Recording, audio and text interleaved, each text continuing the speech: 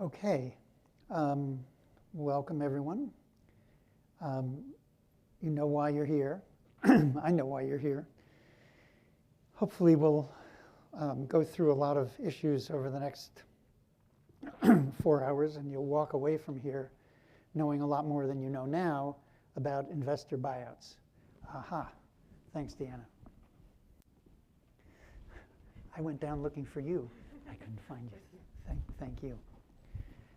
Tape.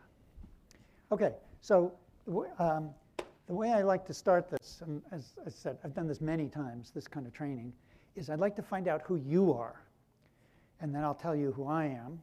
I can do that and vice versa, so that I can try to design and implement the class in a way that's most beneficial to you, because obviously that's why we're all here. That's why I'm here. So let's start by going around the room, and then we'll go around the virtual room. And I'm going to take notes about who you are. So don't talk too loudly, too rapidly, but at least give me your name and the organization that you work for and your role within the organization. And if you've done any investor buyouts or been involved in investor buyouts in your organization, or even if your organization has not done any, what will your role be and what's your responsibility with regard to that? So let's start here. Is that okay? Awesome. Okay. My name is Eric, and I have not been personally involved in that myself, but I am new to the concept of investor buyouts, and so that's what I'm here to learn. And organization? No organization. I guess, yeah, I'm currently not working, do not have employment right now, so this is more just a learning experience for me. Okay, great. Who's next?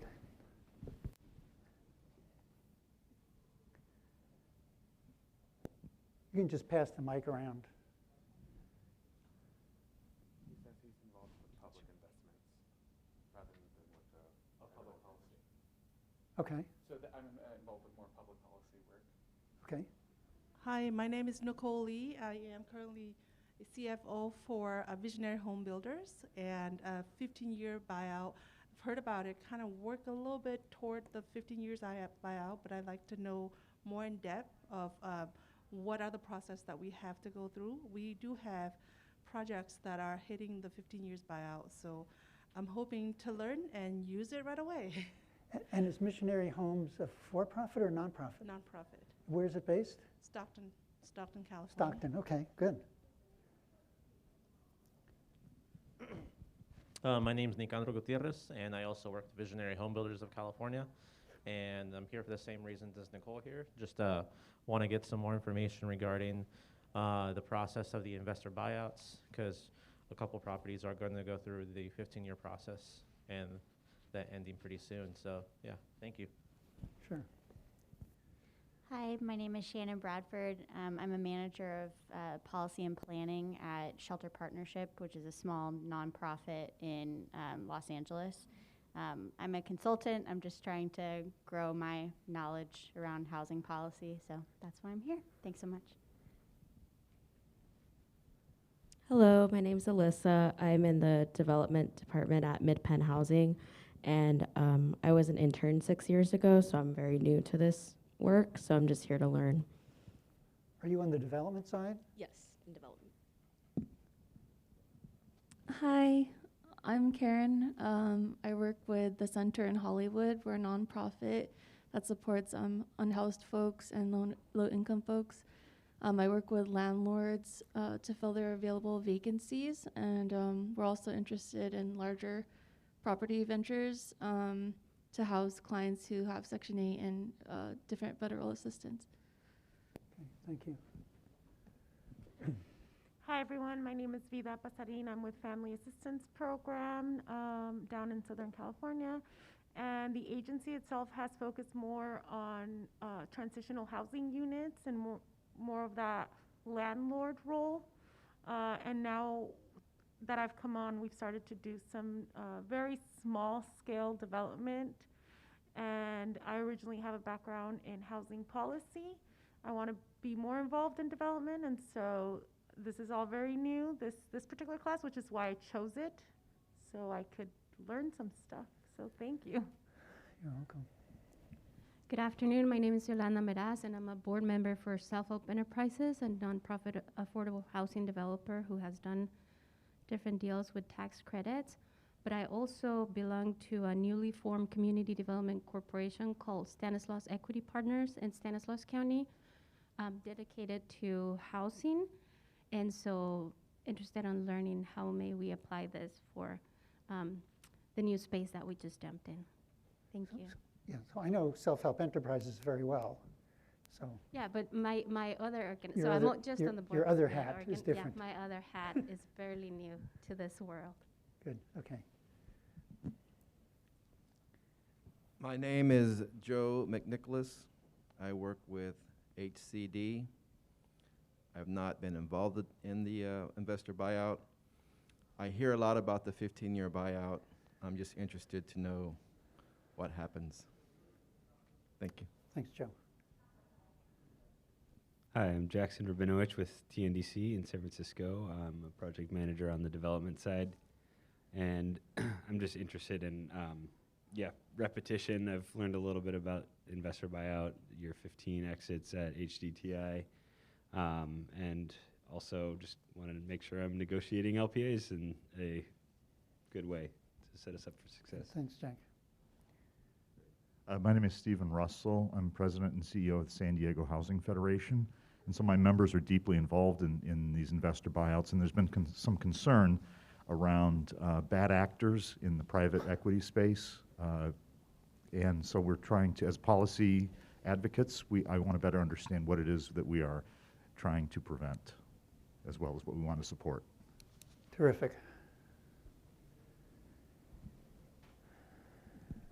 Hi, my name is Esther Cuevas. I am with Query General. We're actually a general contractor. We are not involved with investor buyouts, but I'm here more to learn. More to learn. We have been building a lot of affordable housing, and I think it's important that we educate ourselves. So this is why I'm here. Thanks. Good afternoon. My name is Genevieve DeLong. I'm on the asset management team with LA Family Housing. I'm new to the team, and so our group deals with all the investor buyouts when those occur. So I'm just here to learn. Okay. I'm sorry. Hi, Colleen Ma, Senior Project Manager at TNDC. I just walked in, so I'm going to pass this by. This way. Good afternoon, everyone. My name is Hai. I am from Charities Housing. From where? Charities Housing in San Jose. Trinity? Charities. Charities, sure.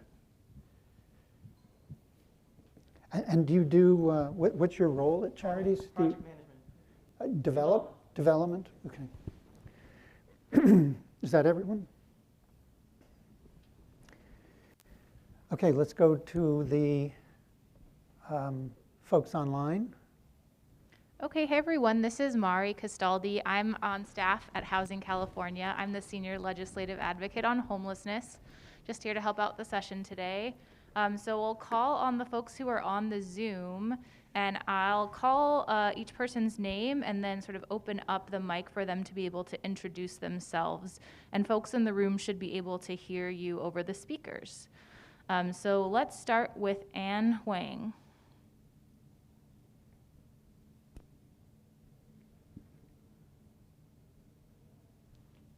Ann, are you there?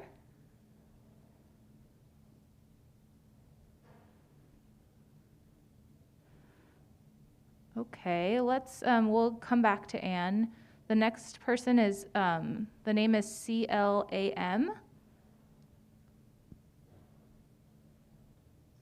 Hi, my name is Pam Dorr, and I'm with the Community Land Trusts of West Marin, and our acronym is CLAM, so it's Pam at CLAM. Doing a new tax credit project and want to make sure we set up the contract correctly to exit at year 15 so we can be the owner. And we won't re-syndicate at the end, so I'm kind of listening for that today. I'm the ED at CLAM. Okay, welcome Pam at CLAM. Next, community economics. Can you come off mute and introduce yourself? Hi, can you hear me? Yes. Hi, this is Nora for the Vanderbilt Community Economics. I'm a financial consultant and here to work. Great, thank you. David, Lee or Lay? Can you come off mute and introduce yourself?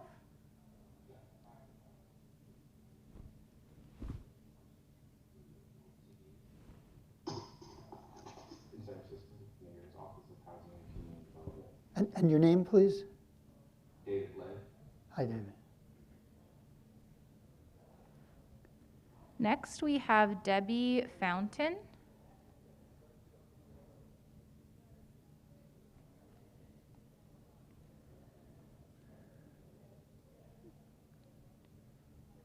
Debbie, are you there? Can you come off mute?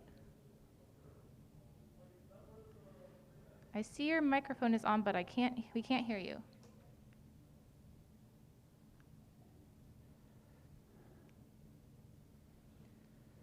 All right, we will try to come back to you, Debbie.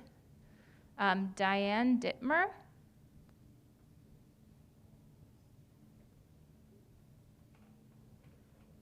Diane, are you there? Can you come off mute?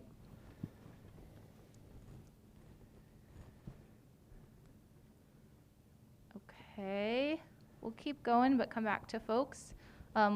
Lucia Hughes. Hi, my name is Lucia Hughes, housing manager for the city of Fremont. I want to learn more about investor buyout process. I have done one, and I actually didn't know what I was doing and relying on consultants to do the job, but I know that there are several that will be coming up for buyout, so I really want to know more about the process. Thank you. Lucia, did you work on Bridgeway? Yes, I did, and you were one of the consultants. Yeah. That Yeah. So I know about that deal for sure. Yeah. And it worked out. I think it worked out very well. So thank you for your support. Oh, thank you. Next is Natalie Monk. Hi, I'm Natalie Monk, the HCD Division Manager at the Santa Clara County Office of Supportive Housing. We have a fairly young portfolio, so we have not had to do an investor buyout yet, but I'm sure it's coming. Thank you. It's inevitable. Next, we have Sheena Ko.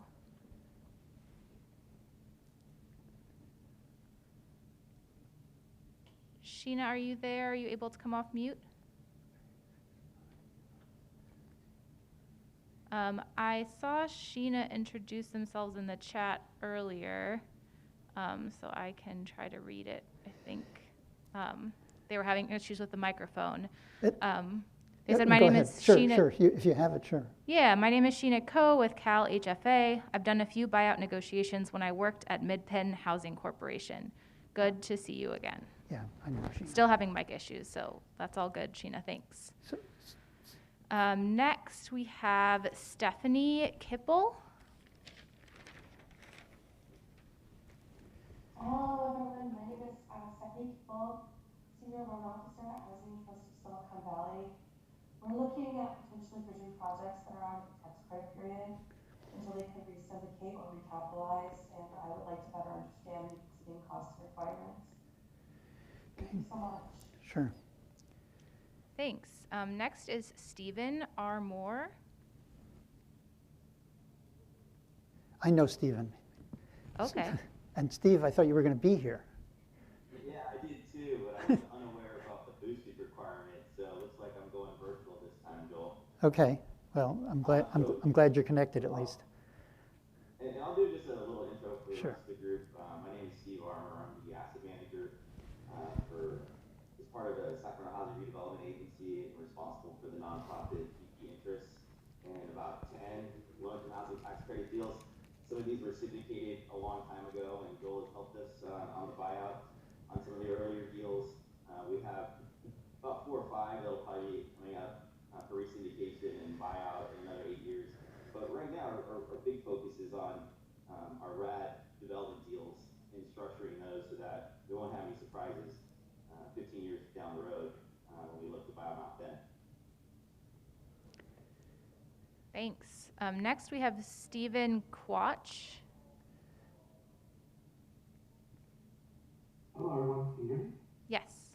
Hello, I'm Steve Quach over the Office of Support Housing over in the County Center. Pleasure to be here. I'm sorry, Office of? Support Housing with the County Santa Clara. County Santa Clara, okay. Next is Wayne.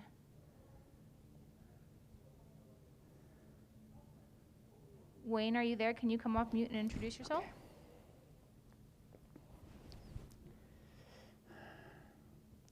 Okay, we'll come back to Wayne. William Sager.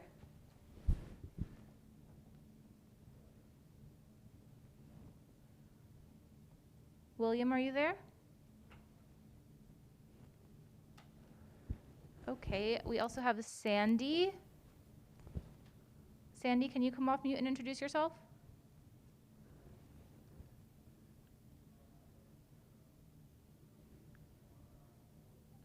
Okay, let's see. There's another person who joined, Monhia. I'm not sure if I'm pronouncing that name correctly, but can you come off mute and introduce yourself?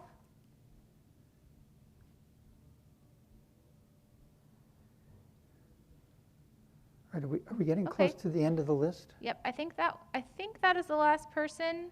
Okay. If you didn't get to introduce yourself, feel free to add information in the chat. And if there's time later, I can make sure that our presenter knows who you are. Okay, and several people have arrived since we started this process, so let's get them to introduce themselves, and then we'll dive in. I think. Hi everyone, I'm Seb Jarian, Asset Manager with Fresno Housing Authority.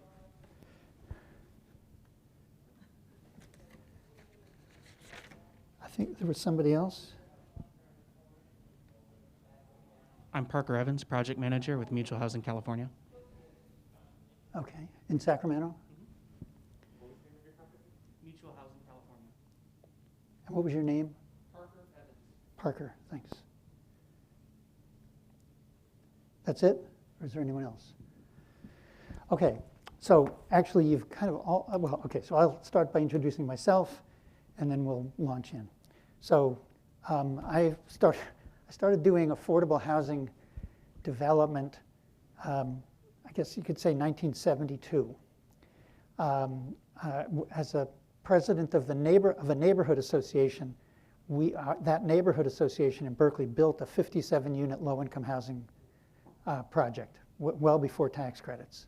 And actually, I'm back on the board for the last 7 or 8 years, and I continue to be on the board. But it's a co-op, so it's controlled by the residents, but 100% Section 8, so it's low income. From there, I ended up going back to school and got a degree in city and regional planning, and started working literally the day after I got my degree at Community Economics. So that was in 1976. I became the executive director in 1980 and retired, in quotes, sort of semi-retired in 2015. During that period of time, and certainly beginning in 1986, when the low-income housing tax credit was put into the law in Section 42 of the Internal Revenue Code, we did about 700 tax credit projects, the staff at Community Economics, all as consultants, all with nonprofit developers or public agency developers of low-income housing. And it didn't take long, beginning in 1987, when the program was first operable, for us to realize that it's wonderful to get all this money up front, but how are we going to get the investors out at the end? So you all know, so I'll come back to this, I'm sure, a number of times in the next few hours. In semi-retirement, I decided to keep doing investor buyouts. I like doing them. I feel like I add a lot to the sponsor's ability to get a good deal at the end. And I've had some experience in doing it. I've been involved in over 300 investor buyouts. And not every investor have I done them, but almost every investor, and I've seen sort of, I would say almost every set of circumstances that you can imagine. And what I certainly want to impart to you is that there's a lot of issues around it. It's not that it's such a complicated set of questions and a problem, but if you don't know all the issues and you don't have a full set of understandings of what goes on, you're going to be lost, or you're going to trip up and make a mistake. So the purpose of this is to get you to the point where you can say, okay, this is the information we need to have, and this is how we're going to analyze that information, and these are the resources we need to get to help us analyze it, because often it's more complicated than you as a group and individuals would understand. So as I said at the very beginning, I've done this training many, many times, and not at all a criticism of this group, but you're about the least experienced in doing this than I think I've ever come across. And that's okay. And part of the reason why I wanted to know how experienced you are is so that we can do things here that are beneficial to you rather than to people who have lots and lots of experience, like potentially somebody who's at TNDC or self-help enterprises or others. So it seems to me it's important that we do more kind of lean this sort of on the basic side rather than on the real sort of nitty-gritty high-end level. So hopefully, if those of you who want to leave now, you can do that. If you don't want to leave, that's okay. Okay, so that's me. I continue to work, even though I am now 75 and a half, I continue to work about 20 hours a month, and that's all I do is investor buyouts. And at any one time, I don't know, maybe I'm working on 15 or 20 at any one time, maybe close 1 or 2 a month. And once they're closed, they're gone. I'm not involved anymore. The sponsor does whatever they intend to do, whether they're going to resyndicate, refinance, or just own and operate. And actually, most just own and operate. Mostly that's the outcome that I see. And I now just work from home, so that's my home telephone number if you ever want to reach me. Okay. I think that's, let's see, whoop. All right, so the first thing that I want you to think about is who are you dealing with? And someone mentioned that there is a lot of concern about how investors are acting at the back end of these transactions. And that concern is well placed. There are investors who I would say are really, really bad actors, who when sponsors say, I'm dealing with Alden Torch, I go, oh, that's really too bad. Or I'm dealing with Hunt, that's really too bad. Or Wentwood, that's very unfortunate. On the other hand, when sponsors say, I'm dealing with NEF, the National Equity Fund, or Enterprise, or Merit Community Capital, I go, oh, no problem. This is going to work out very, very well. So, and then there's the investors in between, and there's all the other investors are kind of in between.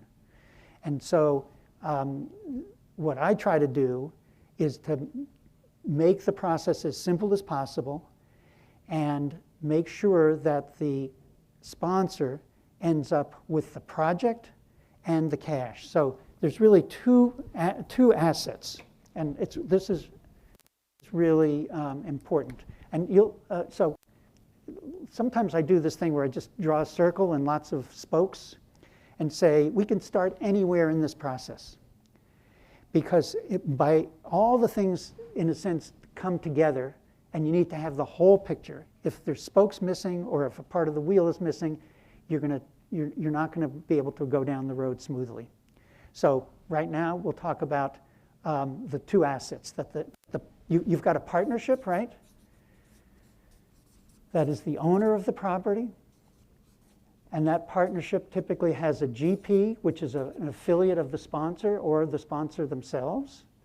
And that general partner has unlimited liability and day-to-day control over the property.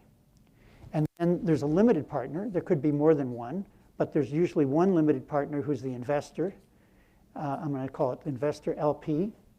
Those are the folks who put in the money, who write the partnership agreement, who make you negotiate with, and they're the folks who you have to deal with. Now, one of the problems, and these what people are calling aggregators, like those three sort of bad actors that I talked about, aggregators are buying limited partner interests on properties that they didn't initially invest in. They weren't the initial investor. So, for example, I'm working on two projects in the city of Portland that the limited partner is called Bank of America number 27. I don't know. It says Bank of America. That's the limited partner. That's when you look at the tax forms and you look at the partnership agreement, that's the limited partner. It's Bank of America something something. Who owns that? Not Bank of America, as it turns out.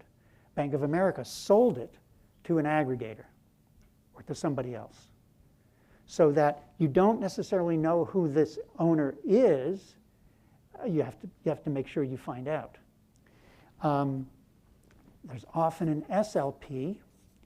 Most investors, direct investors, those are investors like Bank of America, Wells Fargo, Union Bank, Nationwide, others that are direct investors will, so that they are the investor limited partner, will also create a special limited partner. And the purpose of the special limited partner is to sit back, have no economic interest in the partnership, but if something goes wrong, they intend the SLP will become the new GP. If you get kicked out as the GP, it's the SLP that comes in. So it's just there as a sort of a silent partner, has no economic interest, no voting rights typically. They don't get any of the money out of cash flow distributions or out of a sale proceeds. Okay, so what does the partnership own? It owns two assets, and this is really important. One asset is the property. What's the property? It's the buildings, it's the land, or leasehold interest in the land. It's they own the plans. They are the ones who, the partnership borrows the money to build the property. The investor has an interest in the property through the ownership of the partnership. Okay? It's the partnership that owns the property, not you as the sponsor and not the investor. They are part of a partnership that owns the property. Okay? And maybe now is a good time to say, I don't mind being interrupted. If there's something that is not totally clear, best just either raise your hand or spit it out so that we make sure that everybody's moving along together, because there's going to be a lot of sort of building as we go along. Okay, the second asset, anybody think of what that asset is? That second asset? Cash. That is right. It's money. I have a quick question for you. Sure. Yeah, I'm not really sure. Can you clarify? I'm a little bit confused with the difference between the ILP and the SLP. Does that mean, does the SLP mean that they're more of a neutral partner? They're just like in a servant? No, they're not neutral. They're controlled by the ILP. So typically, this entity will have 0.01% ownership. ILP will have 99.98% ownership. And the GP will have 0.01% ownership. So ownership and voting rights go together. It doesn't mean that the distributions of cash, whether it's on an annual basis or at the end on a sale, is distributed according to those figures, although that's the sort of default. Okay? So what's the cash made of? Anybody? No, it's not. This is cash. A capital account, we're going to get to capital accounts. Capital accounts are an accounting concept. Cash is money. It's the money that's typically in reserves. It's in the operating account. I have a quick question for you. Sure.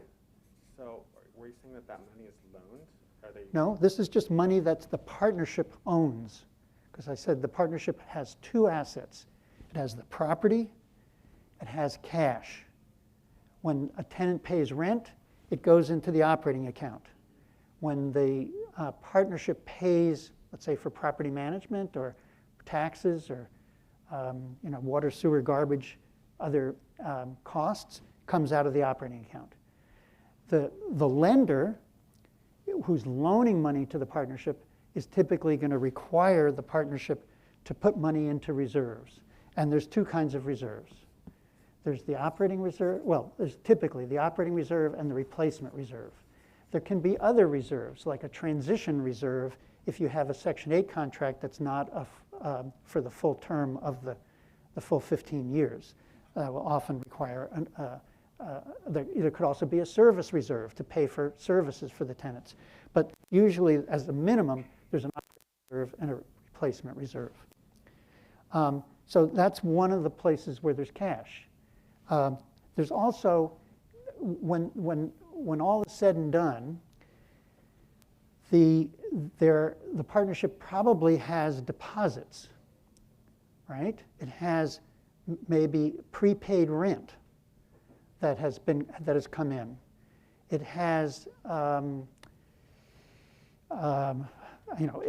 it's prepaid insurance that if the partnership were to go away, that prepaid insurance would come back to the partnership. So there's typically one or two or three other things that would become cash in the event that the partnership went away. So if the partnership sells the property, it keeps the cash. It still has the cash because the cash belongs to the partnership. Okay? So there are two parts to this, to a buyout process. One is dealing with the property and how it's going to get transferred to the sponsor or to whoever's going to buy it. And secondly, what's going to happen to the cash assets. And those two things can be completely different in terms of how they go. The property could be completely underwater in terms of debt. That is, debt could very much exceed value. And still, the cash could be distributed to the investor, even though the value of the property isn't there. Okay?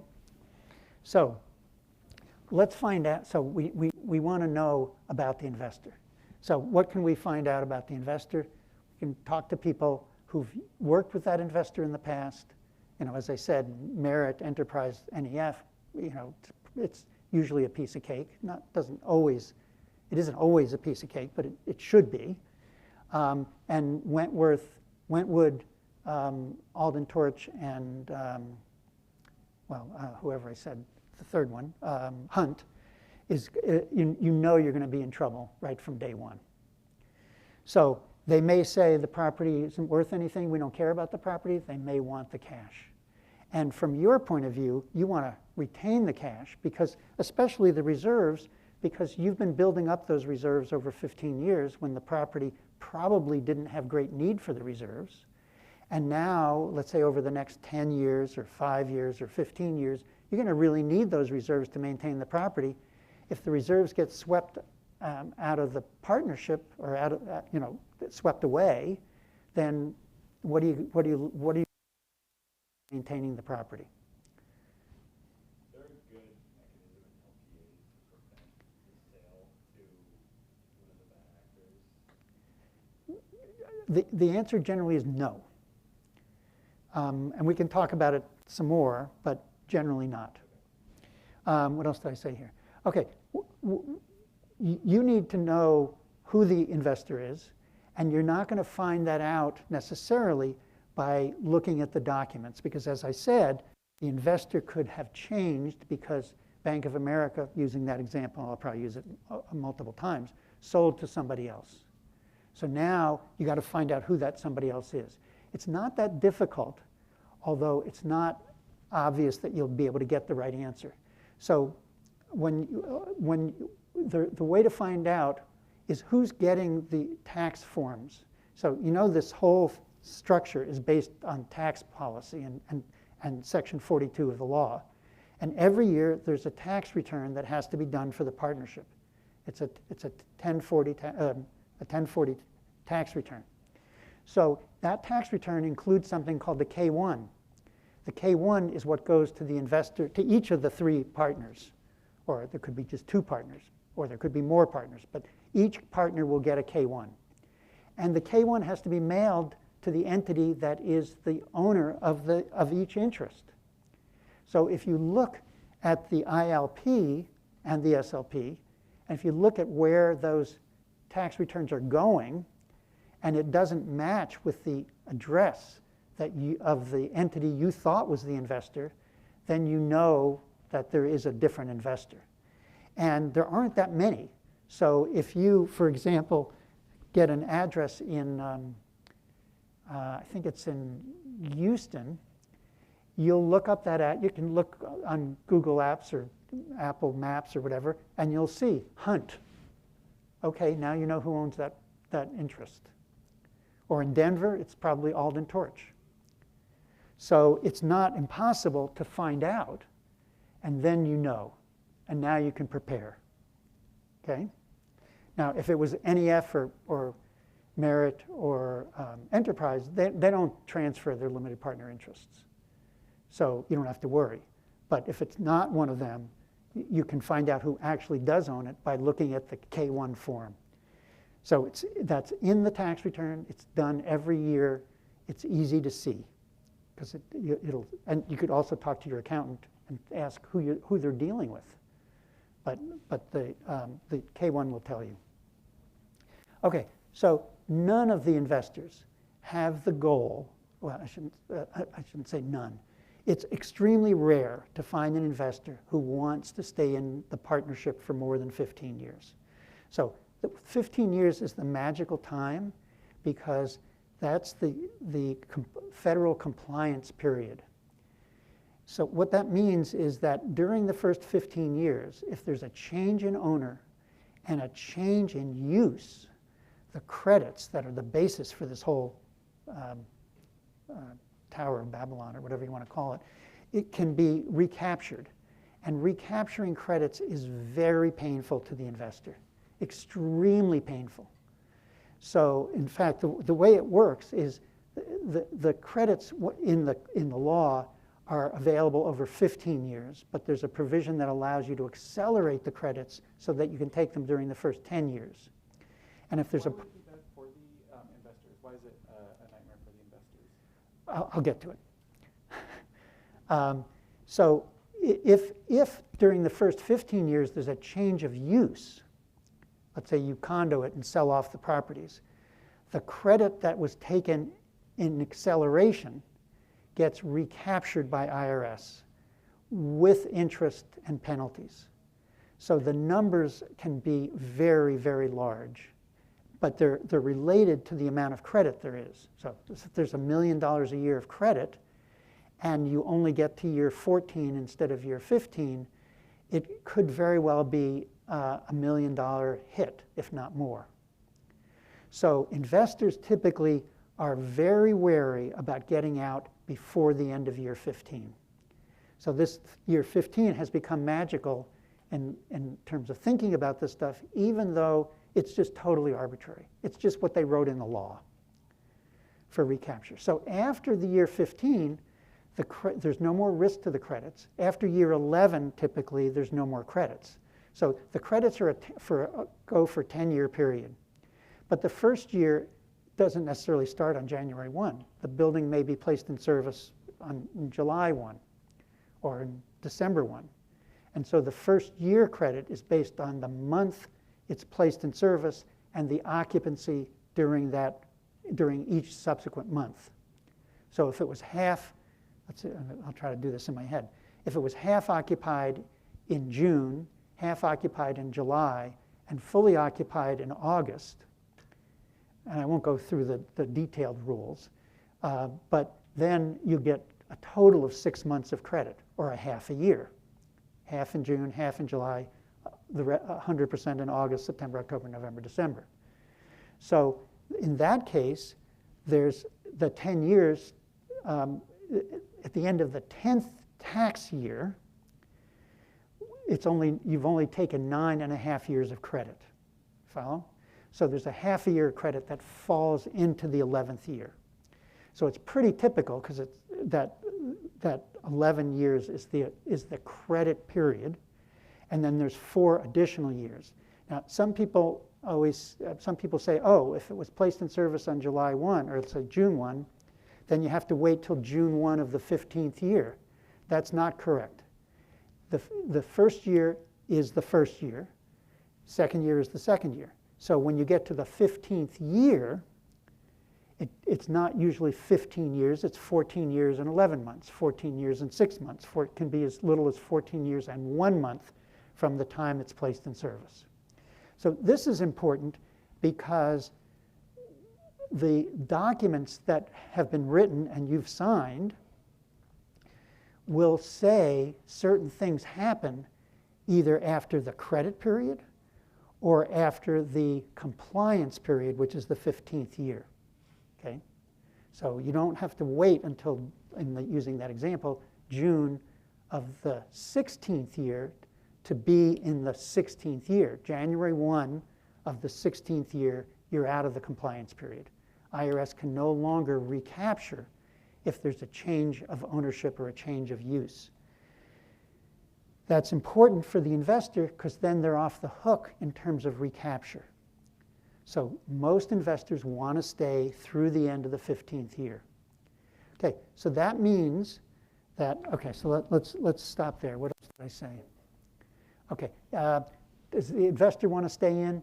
Typically not. The credits are gone by year 11, and in some cases, although rarely, through year 15.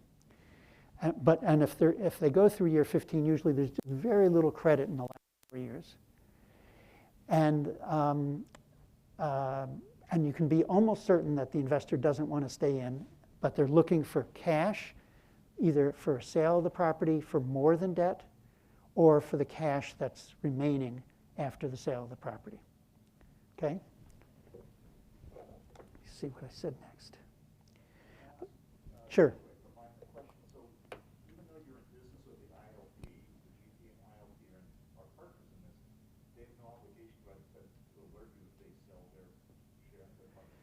You know, generally not. To interrupt quickly, the folks online have asked if you can repeat the questions that you get from the audience just so they know what the question is, because it's hard to hear on the Zoom. Okay. You can just give the microphone to. So the question is, the relationship between the ILP and the GP, even though they're in business together, it appears that there's no obligation for the ILP to let the general partner know if they are exiting and selling the partnership or their share. That's correct. So this ILP is an entity. It's not Bank of America, the bank. It's typically an LLC that was created specifically to be the investor in this property. So it's not that that LLC sold its interest in the property or in the partnership. What it is that the LLC itself was sold. So now Hunt owns the LLC that is named Bank of America. So that can happen generally without any notice to the general partner because there's no change to the partnership. There's no change to the ownership of the property. The lenders typically aren't involved and don't have any say. And so these things do happen, and as the example shows. Okay, so what kind of material do we want to gather to know what our rights are? So when I speak about that, I'm speaking from the point of view of the general partner, the nonprofit, the public agency that's involved as the sponsor of the property. And there's just no situation that I'm ever aware of where the general partner wants to keep the limited partner in the partnership. Because really, what did they provide? What do they provide on an ongoing basis? They provided cash up front, right? Because that's how you built the property. You built the project, or bought it, or rehabbed it, or whatever it is that you're doing. And beyond that, what do they bring to the table? And I mean, I'll tell you this funny story, which is I spoke at an organization of investors many years ago, probably 15 or 20 years, well, probably 20 years ago. And I said, you guys, you put in your money, and otherwise we have no reason to have any, I mean, there's nothing else you bring to the situation. You know, the Congress said, oh, we want private investment in these things because the private investors will make sure everything's done properly. Well, that's sort of true up front. But once it's happening, and if the sponsor is doing a decent job, what does the investor bring to the table? People screamed at me, the investors. They said, oh, we do all these things, but they couldn't name any. Once they've put their money in and they're getting their flow of benefits, there's nothing else they're bringing to the table. So there's no reason that I can think of why you, the GP, who has been making all the day-to-day and year-to-year decisions of operating the property, what reason you would have for wanting to keep in the GP. Except in those circumstances where the property is worth way more than debt, and therefore you'd have to pay money to get them out. And we'll talk about this, I think, next. Or there's so much cash that you don't want to dissolve the partnership and distribute the cash because the investor is going to get it all, or nearly all. Okay? So that's the only circumstance that I can think of where you would say, okay, let's delay the buying of the property. Okay, so what do we need? We need to know what the circumstances are for both situations, right? We need to know, is the property worth more than debt? Could it be sold for more than debt? Are we required to sell it for more than debt as the general partner of this partnership? You have a fiduciary obligation to the partners as a general partner. You can't do something which undermines their value unless you've got another motivation, such as it's benefiting the tenants, or it's going to put the property in a better position going forward. You have a fiduciary obligation to, in a sense, to maximize their profits. That's the standard. It doesn't mean you have to do everything that they say, and it doesn't mean that you have to only run the property for the highest cash value or the highest rents, but you can't undermine their value without a reason.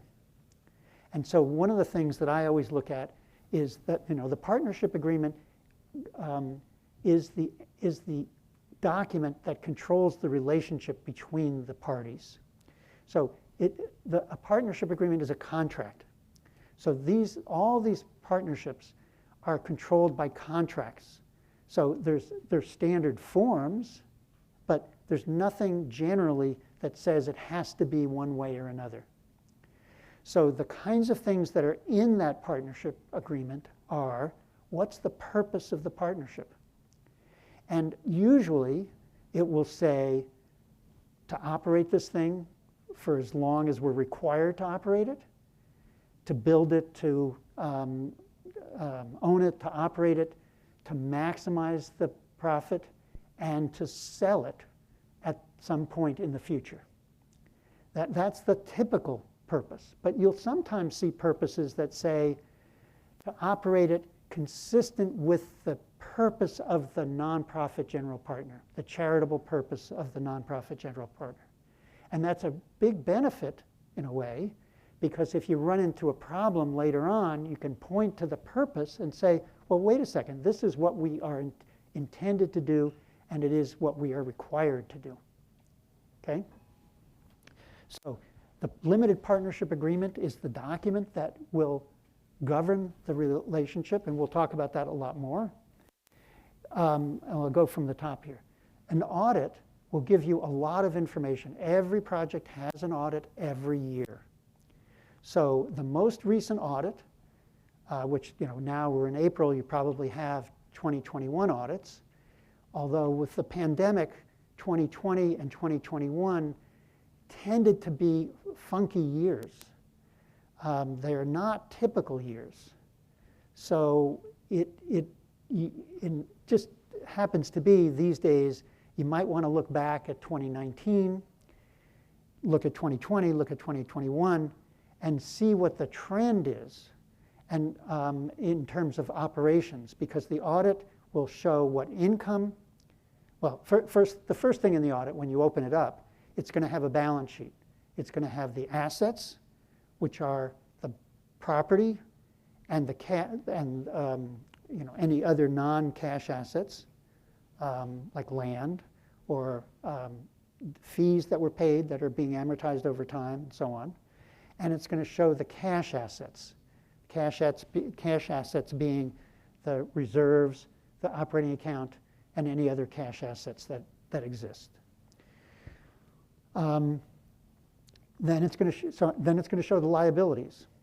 So the next page is the liabilities. What are the liabilities? It's the debt, typically. It's payments that are due, like to the management company, to the utility company, to the water district, to the sewer district, to the garbage people.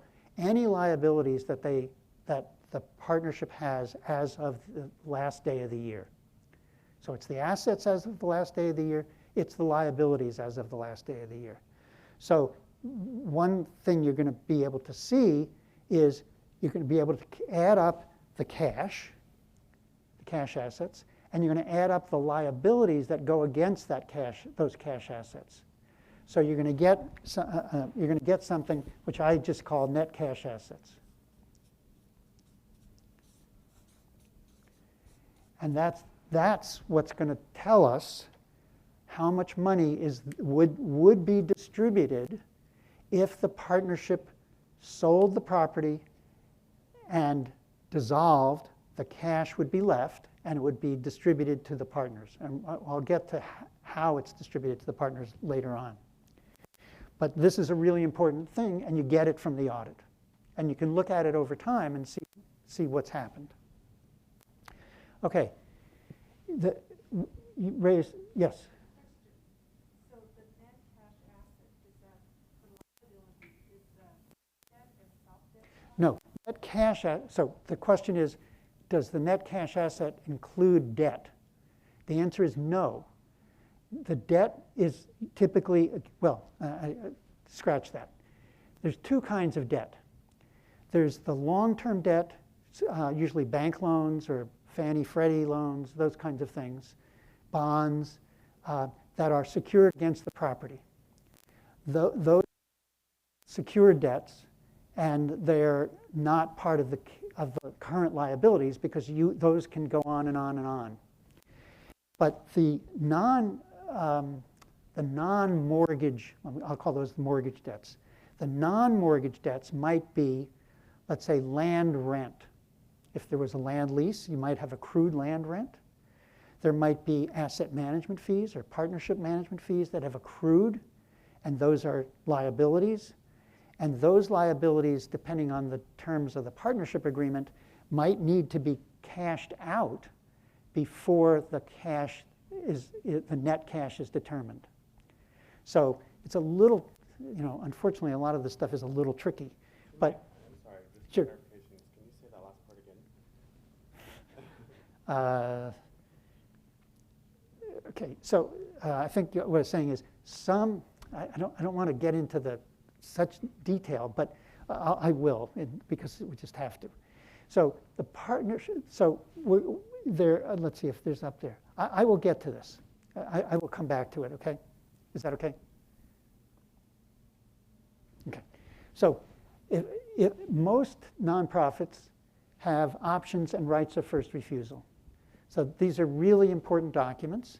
They're separate typically from the partnership agreement, although sometimes they are referred to in the partnership agreement and can be incorporated into the partnership agreement. With some investors do it that way. These are extremely important because it gives typically the general partner or the sponsor doesn't have, the general partner might be an LLC, the sponsor might hold the option and right of first refusal. Or the GP holds the option and right of first refusal. Or the GP holds one and the sponsor holds another. So there's two things going on. So I want to talk about options and rights of first refusal, and then answer the question that was raised. An option is gives one entity, one corporation or LLC or partnership or whatever, the right to do something. It's an option. It gives them the right, typically in these situations, the right to buy the project. It could also give the sponsor the right to buy the partnership interest, but it doesn't have to. It could give the sponsor the right to buy the limited partner interests only and not the property. If you were the sponsor and you own all the interests, you essentially own the property, right? Because there's no one else to tell you, there's no one else involved. So some documents say just the interests are available. Some will say the property. Some will say the property or the interests, okay? And it will have a formula for what is the price. Now, because these are tax-driven transactions, the price in an option, has to be related to fair market value. It can be less than fair market value, like 95% or 94% or 92%, but it can't be 50%, because then the investor wouldn't have been at risk or have the ability to make a profit, or the expectation at the beginning to make a profit at the end. So you can say, let's say 95% of fair market value, with the 5% discount being because you're buying it and it doesn't need to be marketed to a third party. No broker involved, no inspections, no nothing. You know the property, you're in a position to buy it. You don't need, the cost of that transaction is minimal. So that's in the option.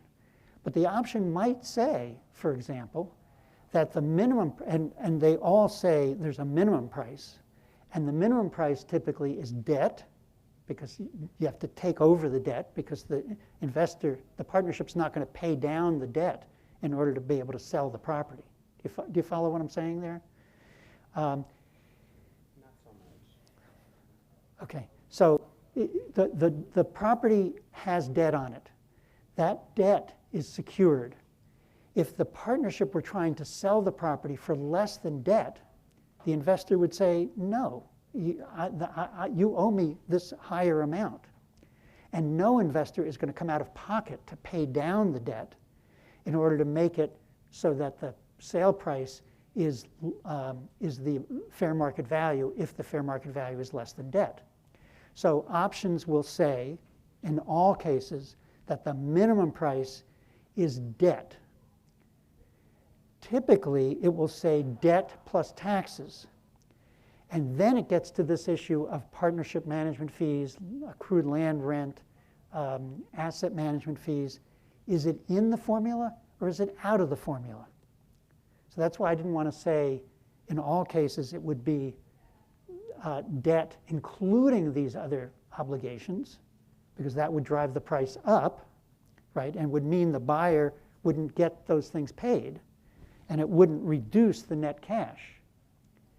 But if the partnership if the option says only secured debt, then any other to the sponsor, partnership management fees, asset management fees, deferred developer fees, whatever, those have to be paid from the net cash before the sale takes place, or it eats up the cash.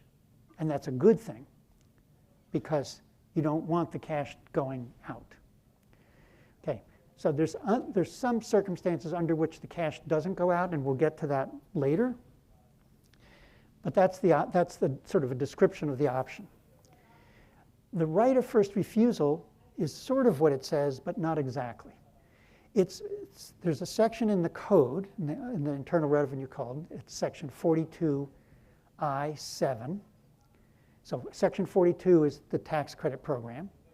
I7 is the paragraph that says an investor is not going to be penalized and lose their credits in the event there's a sale of the property to a qualified nonprofit or public agency at debt plus taxes. And it says the sale is the project. It says explicitly in the law, if the project is sold for debt plus taxes, you're in a hold harmless situation. You don't have to worry about IRS coming in and saying you weren't a real motivated investor, profit motivated investor, which is what they're supposed to be in order to use the tax code to do these transactions. So the right of first refusal sort of gives you a hold harmless price that as long as the price is debt plus taxes, everybody's okay from the IRS perspective. And that's why some investors are comfortable getting out before year 15. After recapture is done, if it's debt plus taxes, they're out. No. No. Well, all right, so the question is that the reason why investors are willing to get out early? Investors are sometimes willing to get out early if they can be assured that the sponsor will continue to operate the property as it's supposed to be operated. So one way of doing that is to get a recapture bond. So a recapture bond is something that an investor might require if you're trying to get them out early. And that bond would protect them, that is the investor, from recapture of the credits if you, as the owner after year 11, did something wrong. And and there's an insurance company or two that does recapture bonds. You have to pay for them. It may or may not be worthwhile. Okay. All right, where were we? Right of first refusal. I said the right of first refusal is always to buy the project, and the minimum price is debt plus taxes, and in most cases that's what the document says. It's just debt plus taxes. Debt is typically defined, although it doesn't have to be defined this way, as the secured debt, basically the bank loans. If it says debt including any money owed to the sponsor, then it would include partnership management fees, deferred developer fees, and so on. Okay? You just have to read the language to see what it really means. Okay? So that gives you two mechanisms for taking over control over the property, which is what we're trying to do, obviously. And those two mechanisms will typically have an expiration date. Often it's a year, could be 18 months, could be 2 years, could be 3 years. It's not 5 years.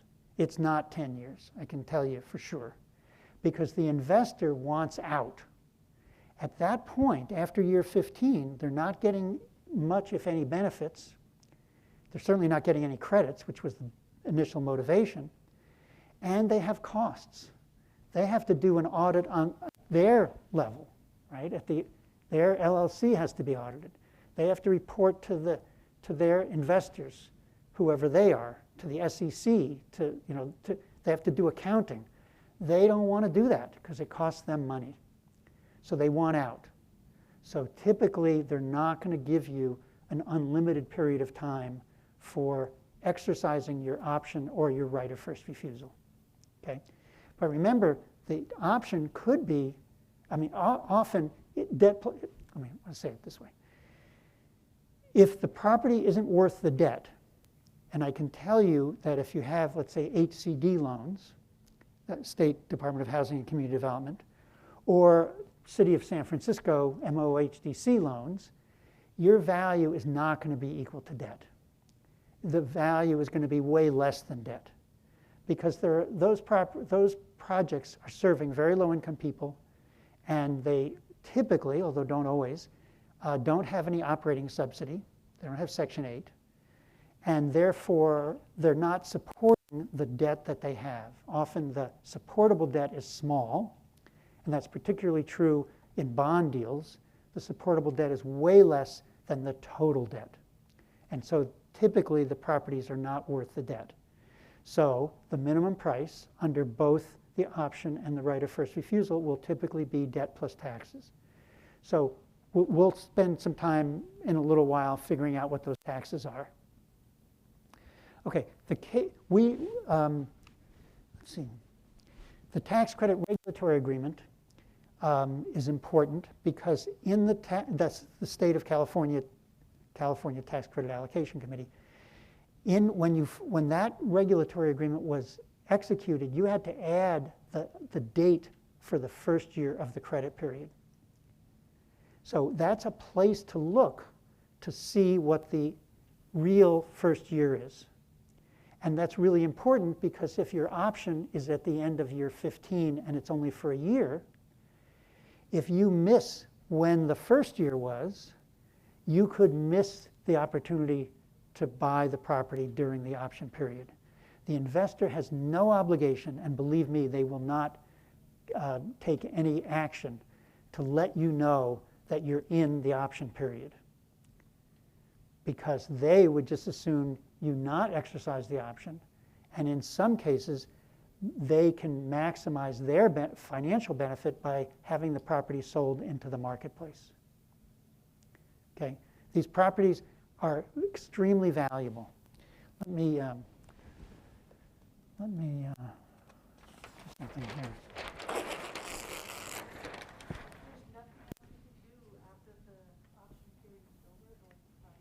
Is there nothing you can do when the option period is over? Could I ask you to do this? Just stick it up on the wall. There's not much you can do. And unfortunately, there's a lot that the investor can do. So an investor typically, why don't you stick it over here, right next to the screen. So, okay. So the concept here is if you want to control your own destiny. Right? You built this property, or you identified the property and bought the. Oh, you can just put, one thing at that's fine. Whatever. You did this. You have a mission, right? Your mission is to serve low-income people, and to have low rents, so you can serve low-income people. And over time, you may be able to, in fact, lower rents, or not raise rents as much as the market, because you don't need to, right? If your purpose is to meet the goals of the nonprofit, then not raising the rents would be a good thing to do over time. But the investor doesn't often, not always, doesn't care about the tenants. They're in it for the money, and they have a profit motivated. They're profit motivated. So what's the value of the property? What's the value of the property at the end of year 15? How do you determine the value of the property? Well, the option and right of first refusal, well, at least under the option side, is going to tell you how you're going to determine the value. It doesn't say you have to go market it and meet the price that someone else is going to pay. It's a process of determining the value through an appraisal. So an appraisal. Oh, actually, I'm going to get to this later, but I'm going to do it now, I guess, since we're there. Let me see if I can find.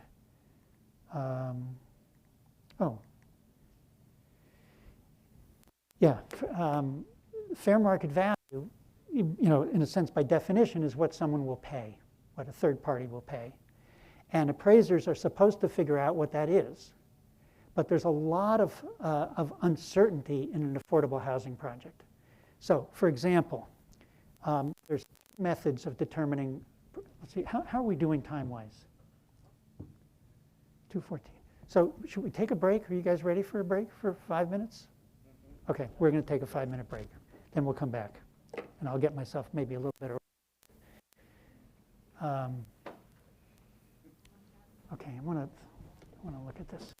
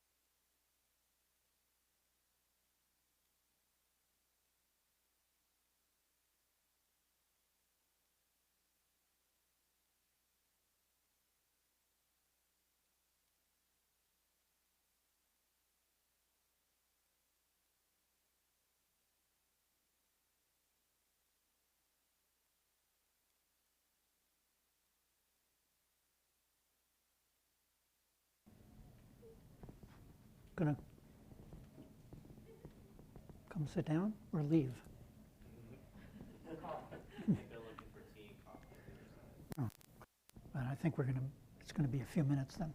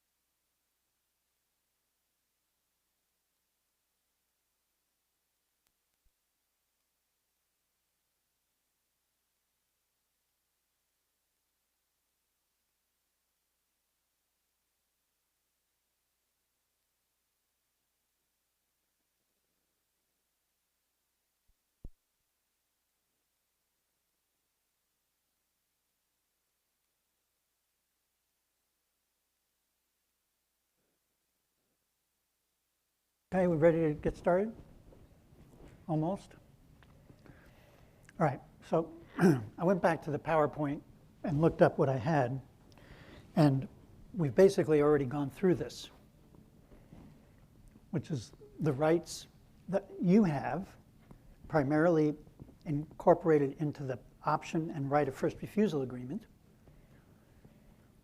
And how do you know what the price is? Well, you're going to start by looking at the audit and seeing what the debt is under the audit. And then the question of taxes is much more complicated. And we'll get to that. I think that's probably, unless there's other questions about it, let's go to the next one, which is what are the investors' rights? It's really more, what do they want? And do they have any authority to enforce their rights? And they do, but not to the point where it contradicts your rights. They can make life miserable, and some will. They can sue you, and some will, if you don't do what they want, but it doesn't mean that they're going to prevail. Typically, their rights are limited, and as long as you follow the rules, you're going to be okay. But at this point, I want to say the rules that are in the documents, in other words, the way the documents are written, is not necessarily how the deal is going to come together. And what I mean by that is that the document provides, in a sense, the framework. It says, if you do this, and you do that, and you exercise, and you write the letter that is exercising the option or the right of first refusal. If you get a third-party offer, which the right of first refusal might require, if you do all that, you can buy the property. But in most cases, investors understand that the rules that have been written in the partnership agreement are, let me say, awkward or cumbersome. So, for example, we need to know, in terms of the option, we need to know what the fair market value is.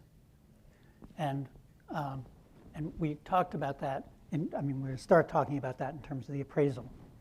How that's done can, it can be written one way, and how it's really done could be very different. But it may, as long as it's within the boundaries of the framework, and as long as it's acceptable to you as the buyer and the investor as the seller, it's fine. You don't have to live within the boundaries if you agree to go outside the boundaries. And it's very often that you do. And we'll get to that. All right, so we talked about the two assets. All right, we've talked about the requirements of minimum, the minimum price. Okay, so let's talk about this appraisal issue. An appraiser is supposed to determine what a third party would pay. But if you think about your typical project that has conventional debt or bond debt, and it has soft debt, and the soft debt is assumable, what's the quote value? So if I were a buyer and I saw a situation where, let me see where I am here, where I saw a situation where I could assume a big loan and not pay it for another 30 or 40 years, would I pay extra for that? Would I take that into account in terms of my price? I would, right? So let's just do an example here, be simple. Let's say there's, actually I have an example, I think. And that's, maybe it's time to do that.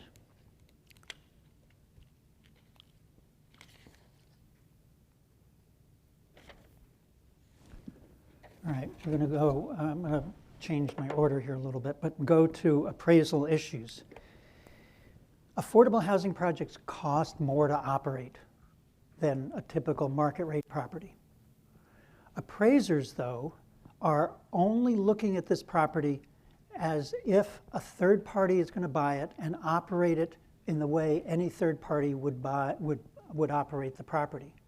So they're going to look at operating expenses based on market conditions.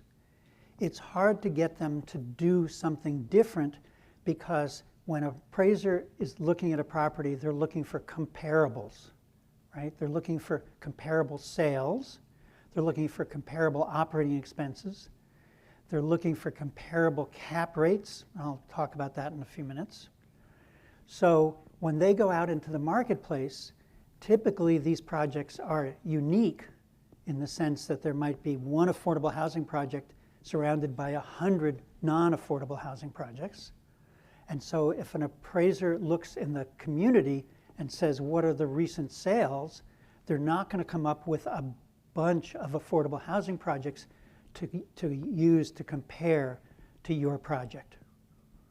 And that's a problem because market properties have lower operating expenses. Typically, nonprofits have a higher level of services, and they do, they have much more reporting that needs to be done, and so operating expenses are higher. But an appraiser may or may not take that into account.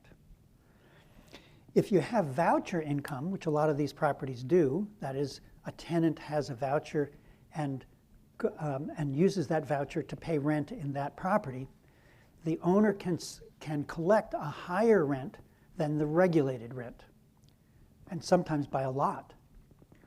Well, if that voucher holder has been there for 20 years or 15 years and doesn't look like they're going to leave and they're going to continue to have that voucher, an appraiser will typically say, well, that's just part of the income stream, even though the regulated rents are lower. And so how an appraiser deals with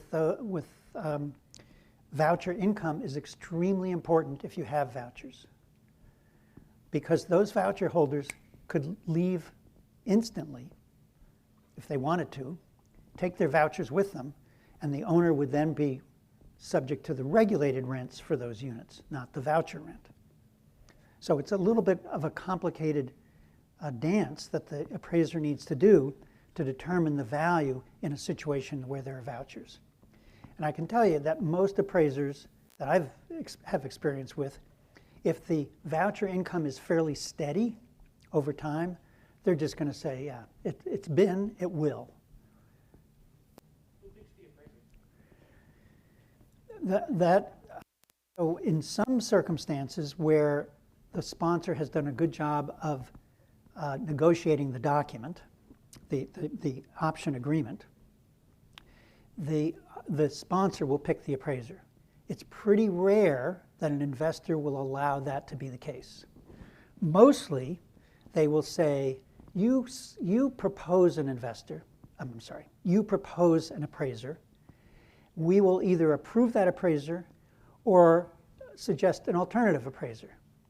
And usually the most common language is if the two parties can't agree on a single appraiser, then each gets their own appraiser. And if the numbers for the appraisers, the two appraisals is different by more than 10%, then those two appraisers pick a third appraiser. And the number for the third appraiser is the final number. I really dislike that language because it doesn't give you control over your destiny. I mean, if you're relying on your appraiser to pick a third appraiser, what if they pick somebody who's going to do a lousy job? So that's one place where I would say being within the boundaries of the document may not be the best thing for you. On the other hand, I know of at least one investor who has said to me, I don't care who you pick as your appraiser, we're not going to approve them. It doesn't matter. Because if you like them, we don't like them. Because you're obviously wanting a low value, and we want a high value. So this is a situation which is fraught with problems if it's obvious that the value, let me scratch that. If it's obvious that the value is less than debt, I would typically say to the investor, look, here's the numbers. Look at the appraisal, look at the audit. That gives you the income. Now, you may not be charging the maximum rents, so you might have to go audit plus some increment. And if you look at that number and determine a value based on a capitalization of income, which is the method that should be used under these circumstances, then you're going to get a number. And if that number compares favorably to the debt, that is, it's a lot less than debt, then investors will typically say, okay, let's not bother with that. We agree it's worth less than debt. So there's three methods that appraisers use to come up with value. One is comparable sales. So they look in the wider community and determine and see what other properties have been selling for. And so comparable. Okay, so those comparable sales can be done by square footage. They can be done by unit size, by number of units. And then they'll adjust those things to make them more comparable. Like maybe your property doesn't have fireplaces and the comparable property does, so you're going to get a deduction on your value compared to the price of the other property because they have more amenities, or vice versa. I mean, you could have nicer facilities than the property next door or around the block or whatever. Units, per unit value is a pretty typical way because most of these properties, your comparable sales, have 2-bedroom units, 1-bedroom units. They typically don't have large units, but yours might if it's a family project. So there might be some adjustment, but per unit is a pretty typical way of determining value. The second method is, so this is one. The second method is is capitalization of value, of cash. So this is a situation where you're looking at the actual property. You're saying, what is the potential income? What's the operating expenses? What do you have to take out for replacement reserves? Because all lenders require some replacement reserves. And you get a number. And that number then is capitalized, using what people generally refer to as a cap rate. That cap rate is determined in the community by looking at comparative sales again. So you could come up with, let's say, a per unit price, and you're going to come up with a cap rate. And the cap rate is literally, like, the cap rate is equals equals cash divided by price.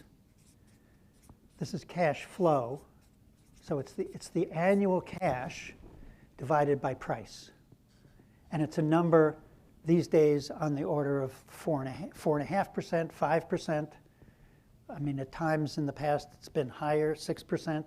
It's been, you know, for a really primo property in a unique location might be 4.25%, 4. You know, Marin might be lower, San Francisco might be lower, Sacramento might be higher. It's a number determined by comparisons. Okay, so this is in a sense the right way to determine value because it deals with the unique circumstances of the property, right? The unit mix, the kind of operating expenses that that particular property has.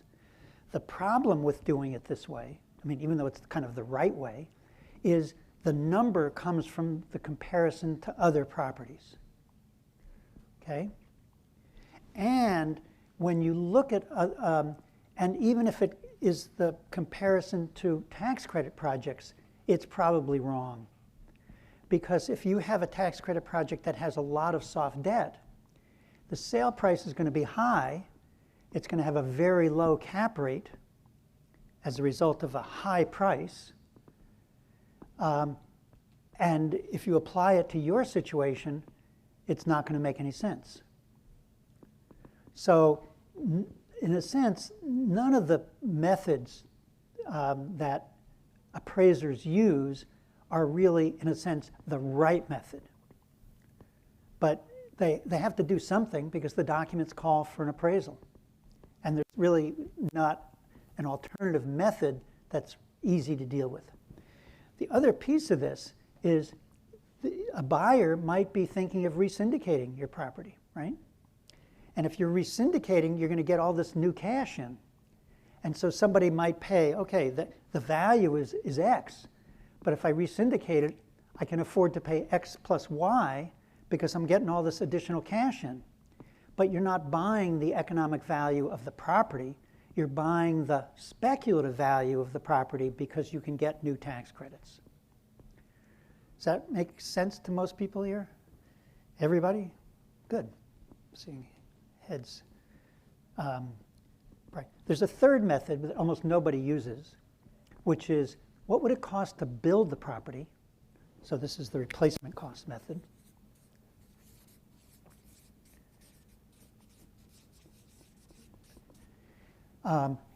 What would it cost to build and deduct the wear and tear, in a sense, of the property, how it's depreciated over time. Not depreciated for tax purposes, but just, you know, the sidewalks are buckling, the carpets need to be replaced, et cetera, et cetera.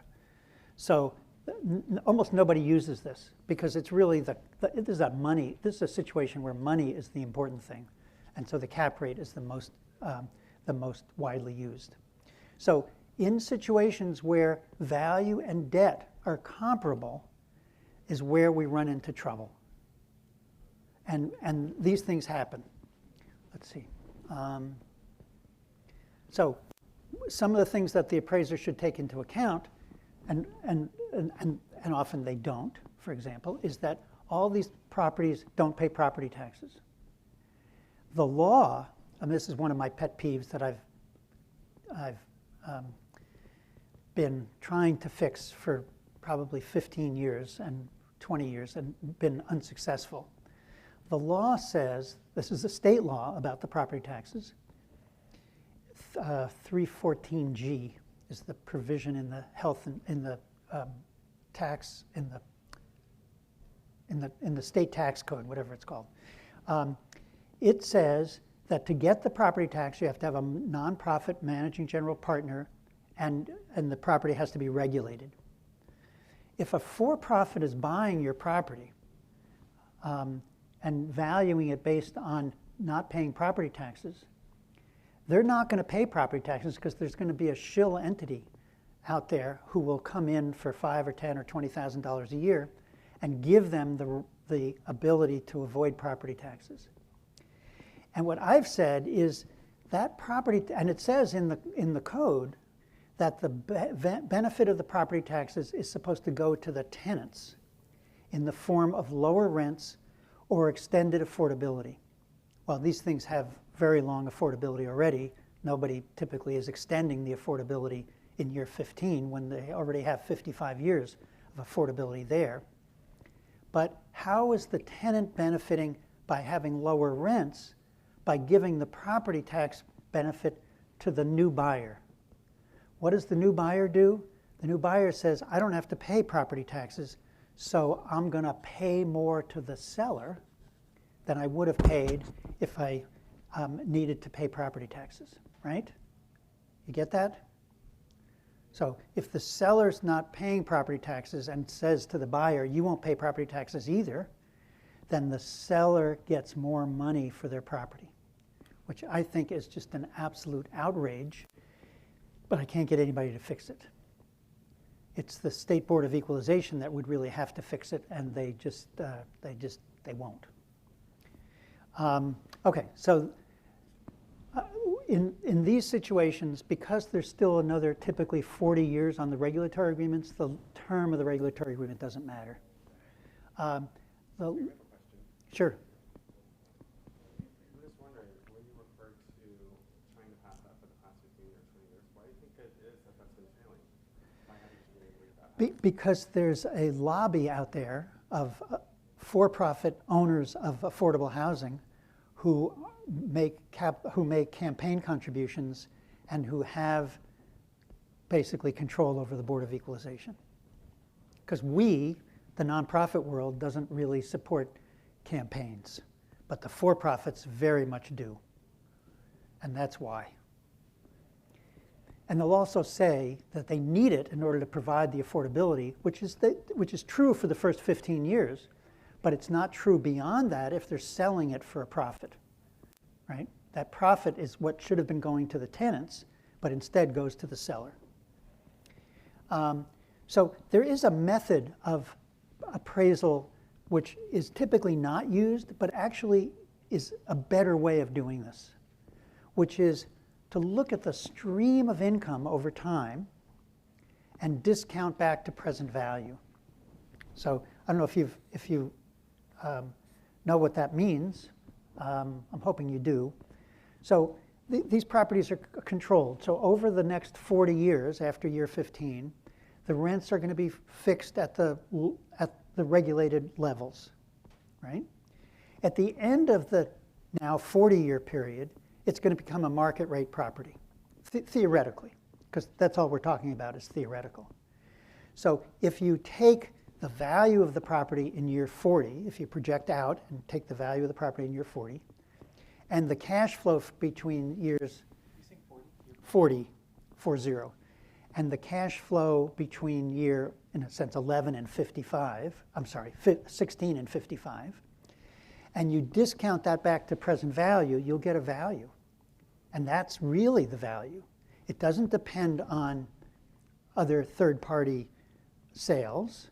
It doesn't depend on finding a cap rate. It does depend on finding a discount rate, discounted present value.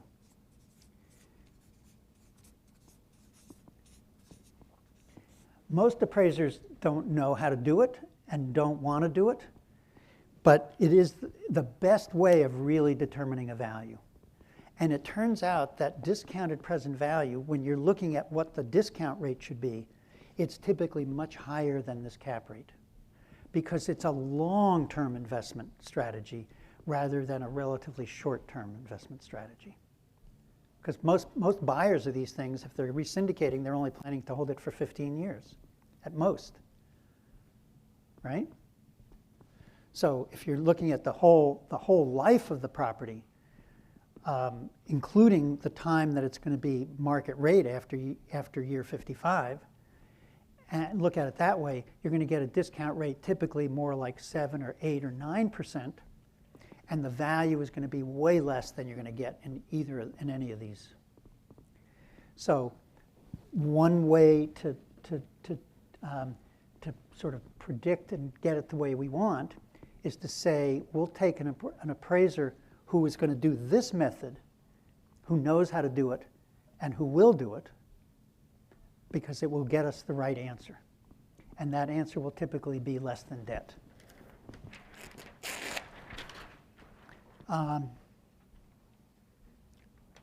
Okay. So sometimes, thanks. So sometimes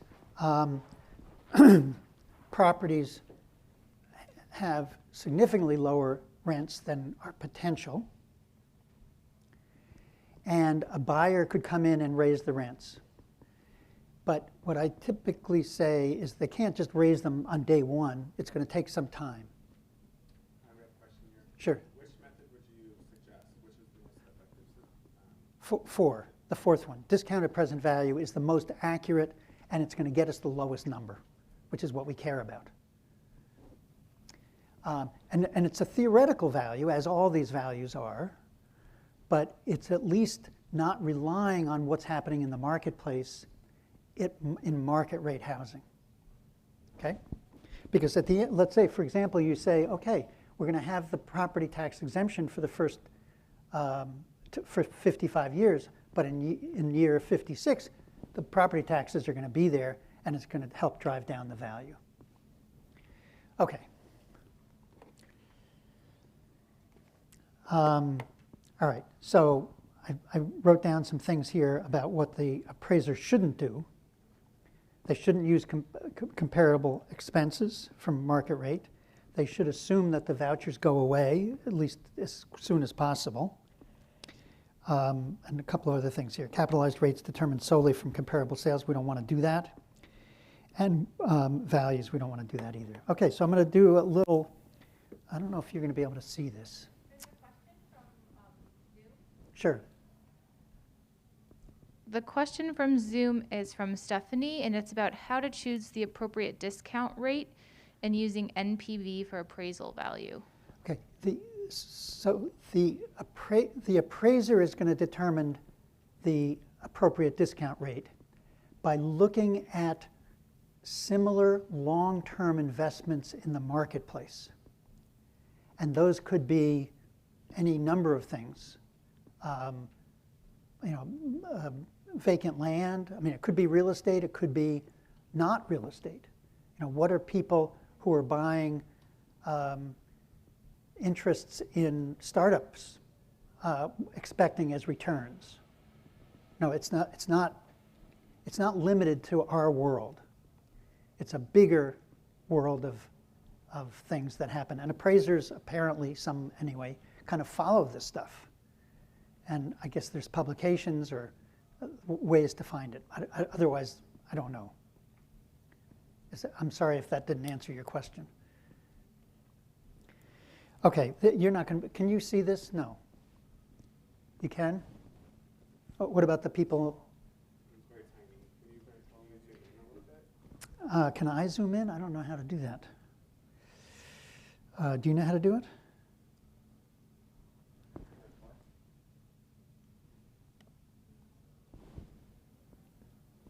That didn't do it, did it?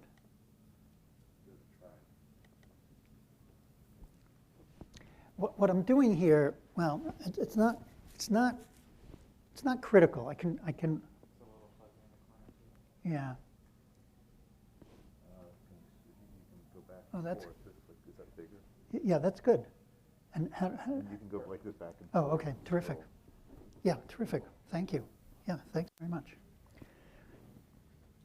Okay, I'm going to take a theoretical project, development, and can people online see it? Great. Okay, and I'm going to say the NOI. That's the net operating income. So that's rental income less operating expenses, less a replacement reserve, which I note there. So an available for debt service and distributions, $345,000. So let's assume there's a property out there that has these numbers. So with a 1.2 debt service coverage, you can, available for debt service is $287,000, and you'll support a mortgage of $4 million at 6%, 30 years, fully amortized. I mean, obviously, I worked backwards. I started with $4 million and figured out the numbers. Okay, let's assume for a moment that there's subordinate debt. Would it help me if I pointed? Would it help you if I pointed? Okay, excuse me. I said so this property will support a $4 million mortgage going forward, but it already has $4 million of soft money that went into the property at the beginning, okay?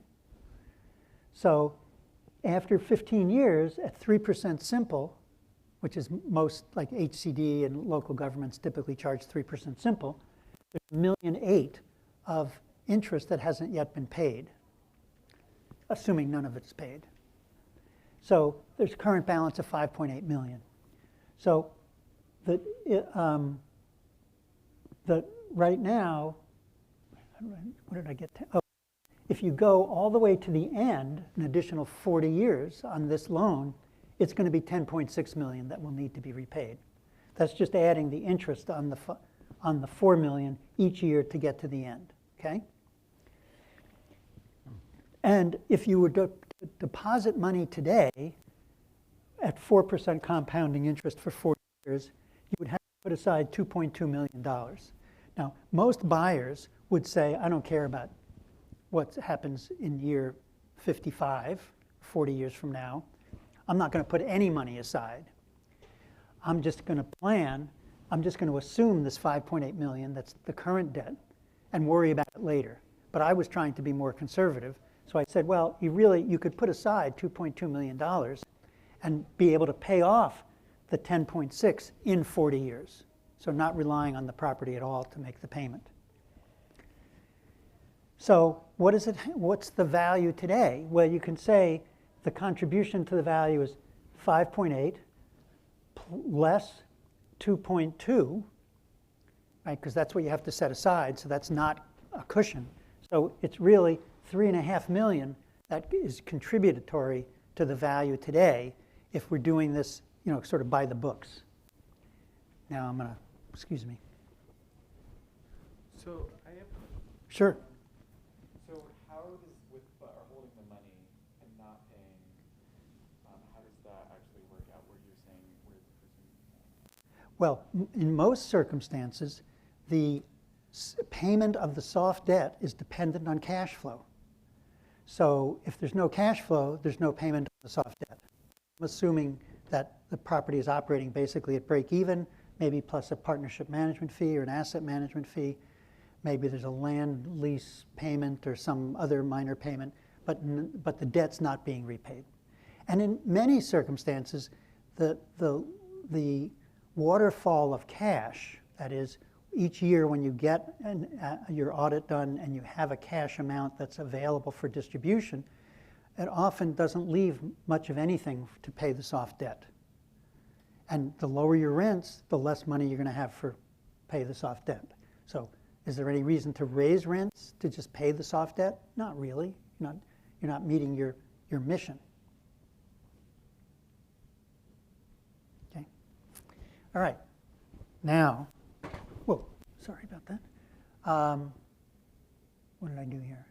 Oh, I said, okay, here's the same numbers from above, but from over there, 345,000 of net income. Now I'm going to capitalize it at 5.5%, just to say, are you okay?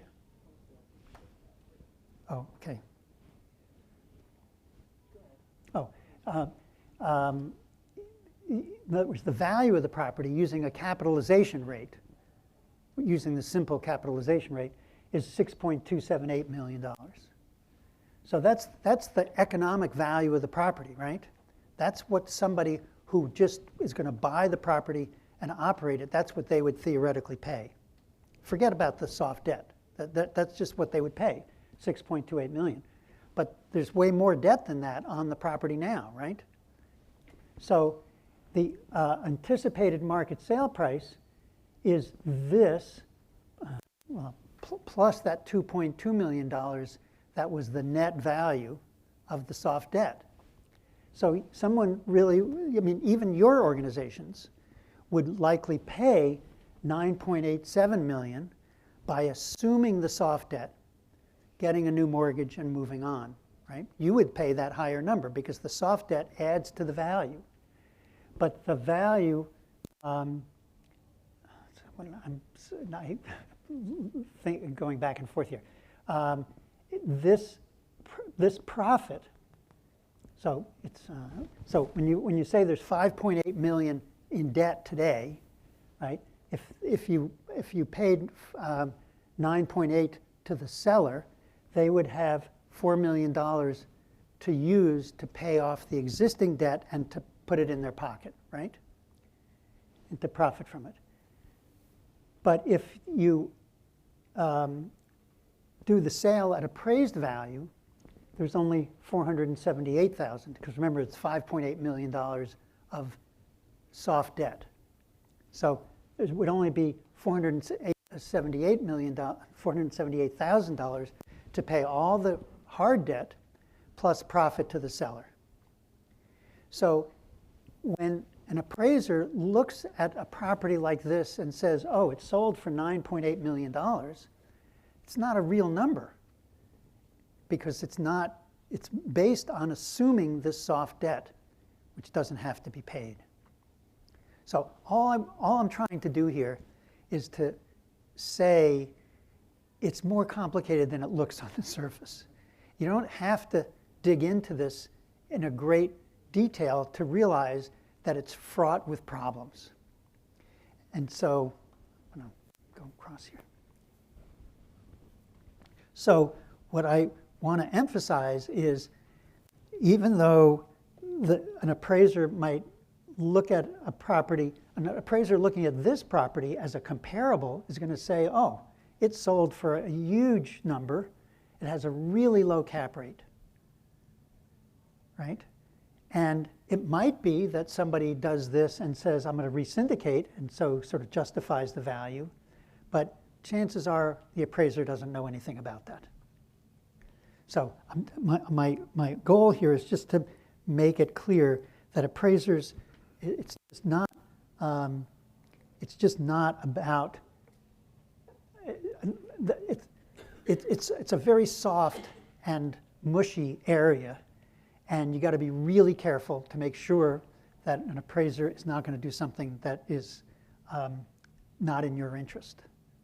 I just have a question here. Are there any additional fees if the property were to go into foreclosure in addition to the soft debt? Are there any additional fees? Well, when a property stops paying its debt service, which is really the only reason it would go into foreclosure, unless there was some physical condition that was not being addressed, the lender typically will have a default interest rate and provisions in the deed of trust that make the owner pay legal fees and accounting fees and title and escrow and whatever else it might cost the bank to become the owner. Okay, so we talked about some of these cash assets earlier, and I just listed them here. You look at all the cash, you reduce it by the things that belong to somebody else, like the resident security deposits, and any payables, and any prepaid rent. So if a tenant paid rent in advance, and now the property sold, that tenant should get a credit for that. So the buyer, it's not an asset of the seller. It should belong to the tenant. So you subtract it. I guess we don't need to worry about that now. Okay, I'm going to go on. All right. So you mentioned earlier capital accounts. So I want to get to the point of trying to show you how taxes are determined. Because remember I said debt plus taxes is the minimum price typically under an option and under a right of first refusal, for sure. Okay, so taxes is what this whole thing is about, right? How are the taxes determined that the investor is going to have to pay on the sale of the property? Because the option and right of first refusal are going to say debt plus taxes. What are the taxes? How do you know what they are? Well, luckily we can figure it out. So I'm going to walk you through this. How do you know? Well, first of all, the way you determine, how do I want to say this? The way you determine what the cash distribution will be at the end and what the taxes are is by looking at capital accounts. It's not the only way to do it, it's the simple and easy way to do it. So that's why I rely on it for me to determine what taxes are and what the distributions will be. The reason that the distributions rely on capital accounts is because there's a provision in the partnership agreement, and I don't think I've ever seen one that doesn't have this provision. And it says, at the end, after the property is sold, and the partnership still has the cash, that the cash is distributed according to the ending balance of capital accounts. And it is true that the sum of the capital accounts, every partner has a capital account. It's just an accounting concept. There's not real money there. It's just numbers. But it's numbers that represent the investment that is made and the benefits that the investor has received over time. So let's see. What I say there on the screen is you add, so every partner starts out at 0 because nothing has happened yet. You put in money that's a positive to your capital account. Okay? So you as the GP put in $100, your capital account goes to $100. Okay? The investor puts in $10 million, the investor's capital account starts at $10 million. Okay? So money in increases capital account. If you put in, let's say you bought the land and you paid architectural fees, now you put those things into the partnership because now you're going to syndicate this thing and use tax credits, then the amount you paid for those items goes into your capital account, right? Because it's like cash. You paid, you benefited, the partnership benefited from it, it goes into your capital account, okay? So any money you put in over time increases your capital account. What happens? If you have an annual loss, it reduces your capital account. Credits don't play any role in capital accounts. This was something Congress did right up front in 1986. They said, credits just don't affect your capital account. So any annual loss reduces your capital account. Any annual profit increases your capital account. And any distributions reduce your capital account. So to the extent you're getting something back, it reduces your capital account. And to the extent you're putting something in, it increases your capital account. Okay? Everybody follows that. And I said already, after the sale, the sum of the capital accounts equals the cash. And we've talked about what the cash is. Okay, now I'm going to show you how this all works. Okay, so on an annual basis, you do an audit and you do a tax return. What goes into the tax return? So the taxes, all these owners are accrual basis taxpayers. That's just the way it works. So what is the plus side? So to figure out what the tax liability or what the tax effect is in any year, you look at what came into the partnership and what, in a sense, what profits did it make and what losses did it suffer. Okay, so rents is the obvious thing that's coming in, right? maybe some interest, not these days, but maybe interest on deposits. Right? What else is coming in? Is there really anything else coming in? Maybe subsidy, but rents maybe include subsidy, like Section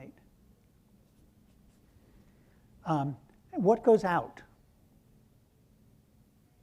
So, operating expenses.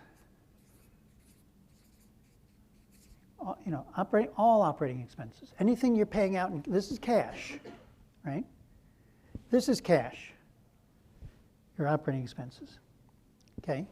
Now, operating expenses does not include debt service, right? It's just because you might have no debt service or you might have a lot of debt service. That's irrelevant to the question of what's your operating expenses, right? So this is water, sewer, garbage, maintenance, management, et cetera. Okay?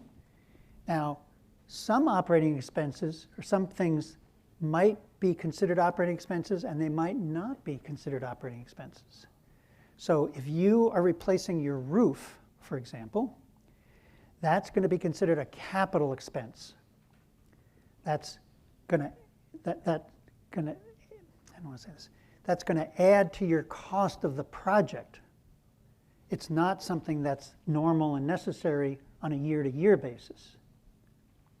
So that might come out of reserves and doesn't affect the, your operating expenses and doesn't affect your net income or net loss, okay? But there's something else that goes into the negative side of this, and that's interest, okay? So it could be interest on your first mortgage that you actually pay out, but it could be interest on your soft loan that you're not paying out. That's accrued, because remember I said these are accrual taxpayers. So if you have a loan from HCD and it's 3% simple, that interest is deductible even though it wasn't paid.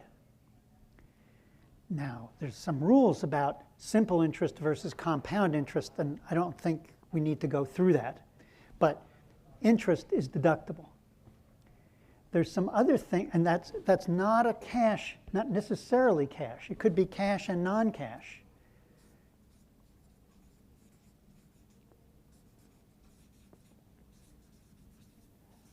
Okay, you could have partnership management fees, which are not part of the operating expenses of the project because right, you don't need that. So you might have fees to partners. You might have a land lease that has an accrual whether or not you pay it, right? So fees,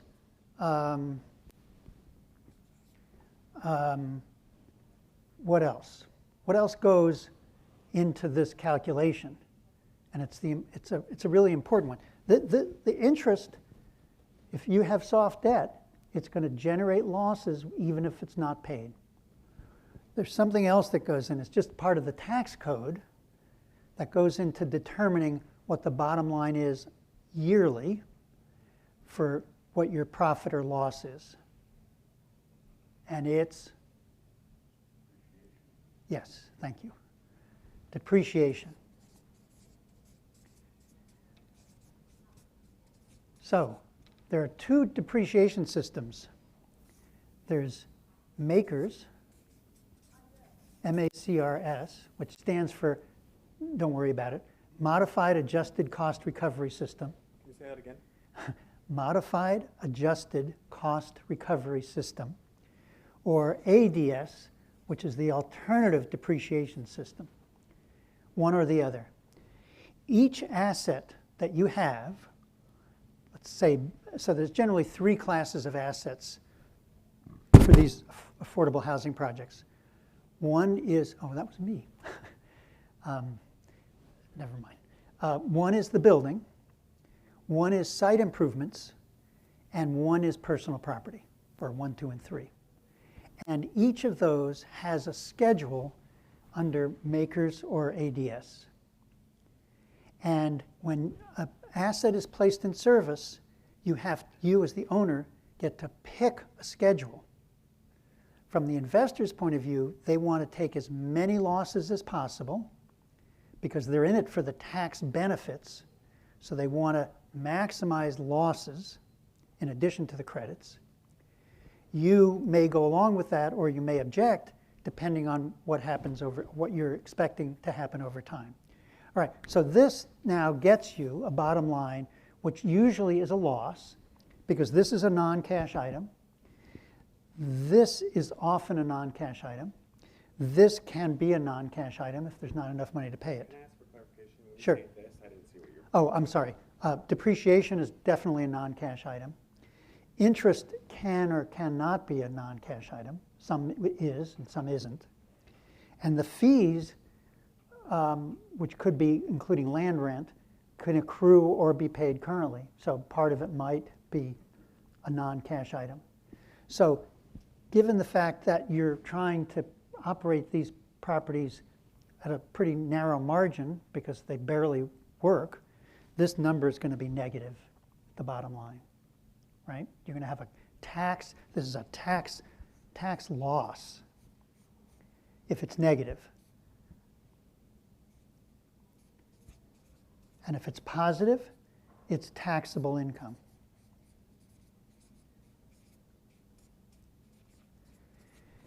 If it's taxable income, it gets distributed to your capital account pro rata with your ownership interest. If it's a tax loss, it gets distributed to your capital account per your ownership interest. Everybody follow that? So when you, over time, so what happens over time is something like this. I'm just going to do it right over this. Your capital account may start there, and over time it's going to go down. And usually the curve is less steep as time goes on. It's steeper at the beginning. You know, maybe it's more like that. When you get down to the end, after you've depreciated everything, what's left is land, and you don't depreciate land. Because theoretically, land is going to be there after the property is scraped. After the property, you have a fire, the property's gone, the land's still there, it still has the same residual value. Okay? So this is the curve that is going to occur over time to your capital accounts. Now, you're starting, the general partner, is generally starting at a very low level. It's going to have a parallel line, not a parallel, a similar line with the same slope, but starting at a much lower level and going out. And the investor, depending on how much money they put in, are going to have a curve that's going to head toward zero. Now, the trick is that the credits that the investor wants are only available if they get the losses. And what's critical and difficult about some of these things is that sometimes, because of depreciation and accrued interest particularly, the investor will go like this. Whoa. They're going to start, I'm just going to use a spot here, a higher spot, and it will go like this, boing, and hit zero. If it hits zero before the end of the credit period, they may not be able to take the losses or the credits. And that's a disaster. Right? So at the beginning, you need to make sure that at least projected-wise, you're going to get out a lot further than year 8, 9, 10, 11, et cetera. Okay? All right, let's take a break I see somebody looking at their watch. Thank you. All right, let's take 5. Okay, what time is it? It's 3:70. Yeah, so actually it was just an hour ago we stopped the first time.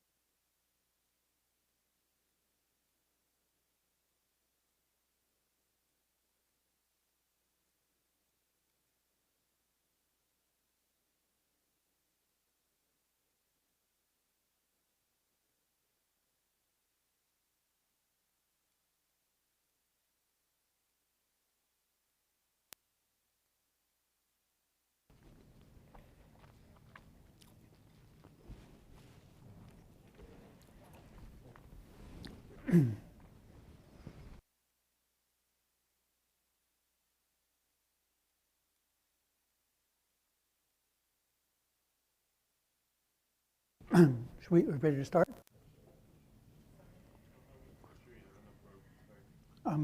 If you get nothing more out of this than the following one sentence, hopefully it will have been worth it. The sum of the capital accounts equals the cash at the end. It has to be. The accounting all will work that way if it's done properly. It's not always done properly. Out of the, say 300 plus deals that I've done, maybe a half a dozen times, maybe a few, I've found mistakes in the accounting. And it throws off what you can expect to happen at the end. So it's really important to have confidence in your accountants and to make sure that they're doing it properly. So that, number one, what I said is true, that is the sum of the capital accounts equals the cash. And number two, it's very predictive as you look at capital accounts over time, where you're going to end up. So in a situation where there's a lot of cash, it doesn't mean that the investor is going to get all the cash. Or even if there's only a little bit of cash, it doesn't mean the investor is going to get it. Because the investor might be at zero, and you, the sponsor, may have put in a lot of money up front. One of the things that I have found sponsors are always confused about and make the wrong decision on is if they're putting in a lot of money up front, they may say, well, we want to put it in as a loan. And therefore, at the end, there will be more debt, and the likelihood of value being in excess of debt is lower. That's true. But in most of these cases, value is already less than debt without the additional sponsor loan. But if you put in money as cash, as a capital contribution, it goes into their capital account, and their capital account then is large at the end, and that protects the cash up to that amount. Because the sponsor's capital account only goes down by that 0.01% of the tax loss each year. So if it starts out at $1 million, it's going to be at $998,000 by the end of year 15. Whereas if the investor starts at 10 million, let's say, they might be down to nothing by the end of year 15. Their curve is very steep because they're getting such a high percentage of the losses. The sponsor's curve is very shallow because they're getting only 0.01% of the loss. The curves have some parallel, they seem like they should be parallel, but they're not because of the relationship between 99.98 and 0.01, okay? So when you get to the end, it's not necessarily true that you want to spend all your money before the sale takes place. Because if you're going to get to keep the cash, then you don't need to spend it, right? I mean, you may want to spend it, and that's okay. But if you don't need to spend it, you may not want to spend it. You may want to hold it, especially if you're going to re-syndicate. Because then you'll have cash to use for the rehab, and there will be more rehab that'll be needed if you're going to re-syndicate. Okay, follow that? So this is really, it's not rocket science to figure out how much cash there's going to be. And it's not rocket science to figure out what the capital accounts are. And IRS has done us a big favor. Beginning, I think, 2 years ago, they've required that the capital accounts shown on the K-1s for each partner. Remember I said that the K1 is the place where the K1 is the place where thank you, where the investor's tax implications are for that year, what they can take and their losses. So I should have made a picture. I should have taken a picture of a K1, but I'm just going to do it this way.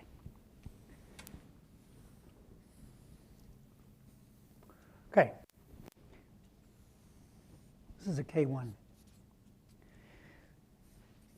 This is the name of the project, name of the owner, not project, owner. This is the name of the partner.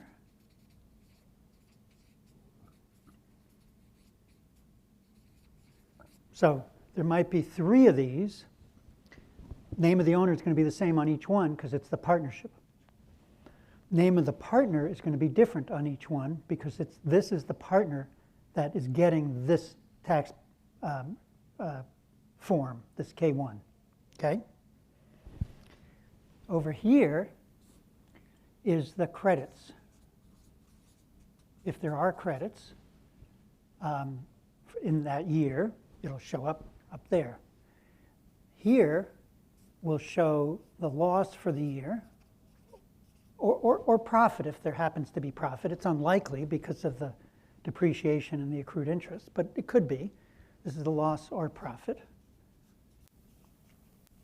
And here is the interest earned. It's funny, but interest earned by the partnership is shown separately. Okay? There's a bunch of blanks here and a few things that are filled out here that are sort of beyond my scope. But here is the important part that I want you to know about. So I'm going to do it this way. This is start capital account. For this year, this was the January 1 capital account for this partner at that point in time, January 1. And if you look at the previous year's capital K1, that number will be the last number on the previous year. So you have capital account, you have loss. Actually, I've done this in the wrong order.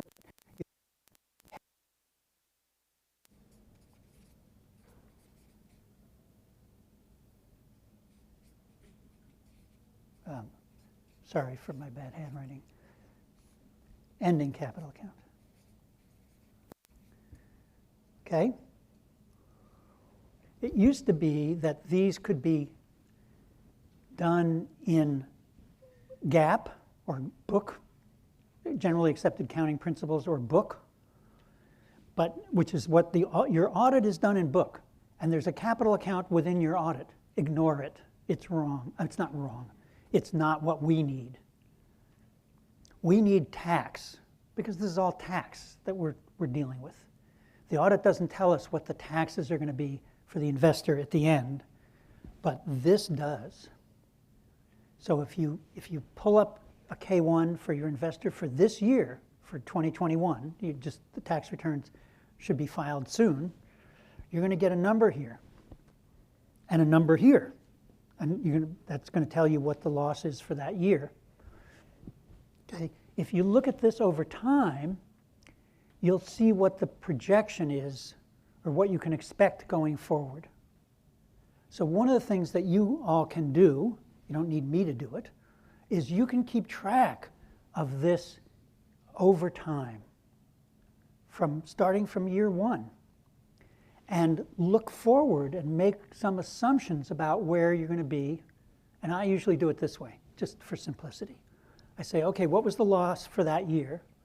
If the loss stays at that level for the balance of the term, where are you going to be in year 15? If the investor's position, I don't want to say this. Let's forget about years, let's say 1, 2, and 3, because that's kind of startup and there's extra losses and so on. But you might say in year 3 or year 4, okay, let's see what the last couple of years are, maybe take an average and go forward. If you're going to be in a situation where you're going to go to zero really quickly, you need to raise your hand and start thinking about how to avoid that problem.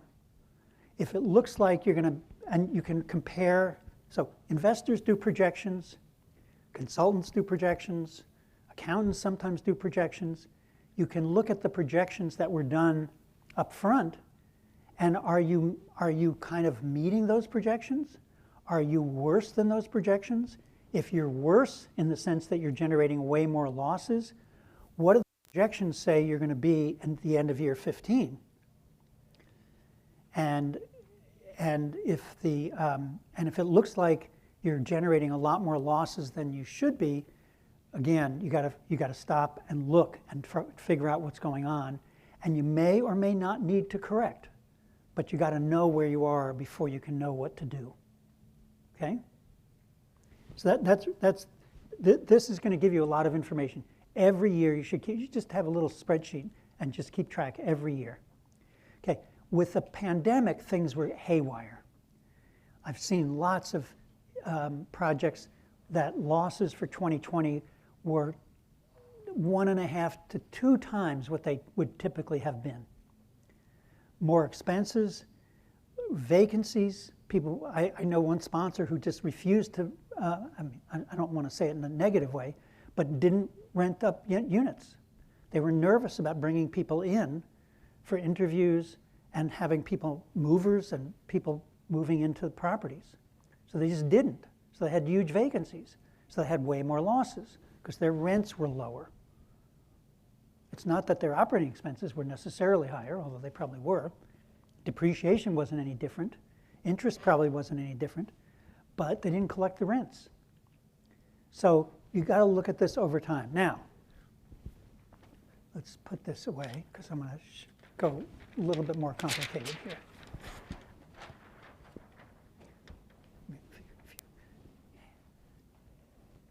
Thanks.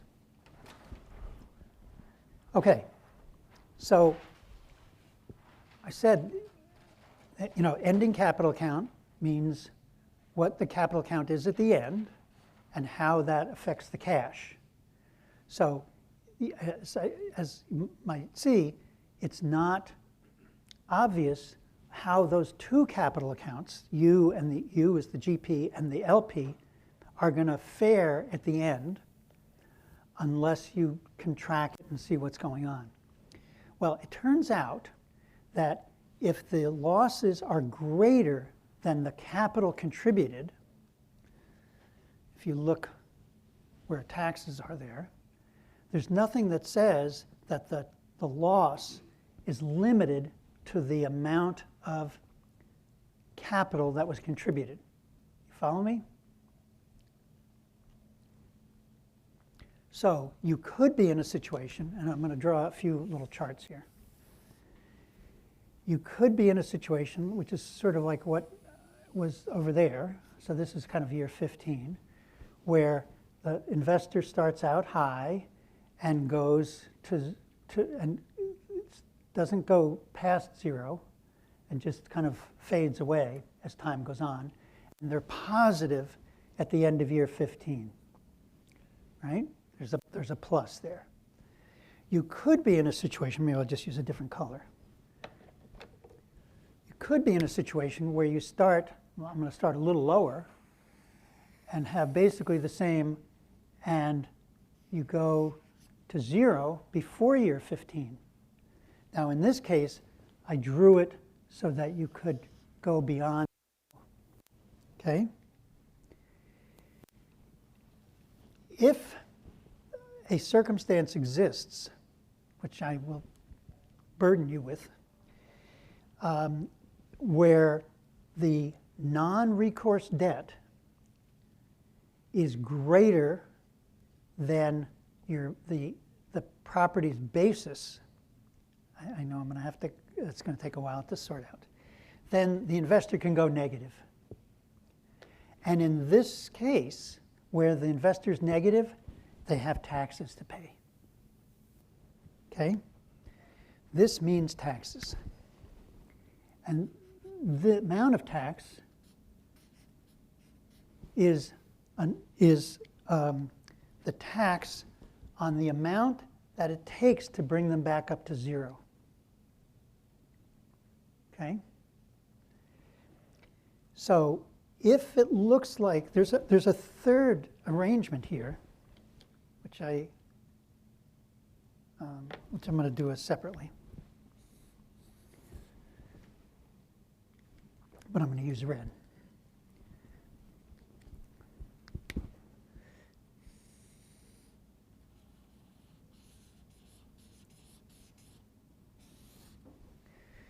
There's a circumstance under which they don't go through that barrier right away, but there's a delay. And this can happen. And if this happens, if this is year, let's say this is year 13, and this is year 15, then they have no taxes to pay at the end of year 15. But they might have taxes to pay at the end of year 17. So if you delay in exercising your option or right of first refusal, you could be in a situation where you have to pay taxes. Whereas if you exercised it right at the beginning, there's no tax. So the minimum purchase price is debt. Just assuming the debt, you can own the property. So there's a little bit of a juggling here because you may have a lot of cash and you're trying to get rid of it, but the investor's going negative and therefore will have taxes to pay. So you want to be able to plan ahead so that the events occur in the proper order and come together appropriately so that so that the investor gets a minimum amount of cash and doesn't have to pay any taxes. Okay? All right. How is everybody doing? What happened in the first graph? The tax goes negative before year 15. What would the investor do in that case? Oh, okay. So the question is, what's the investor do in a situation where they're going to go negative?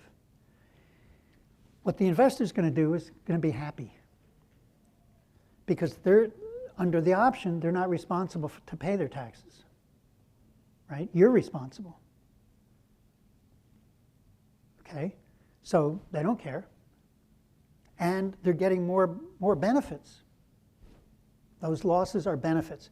So what happens when an investor gets $1 of loss in their tax return?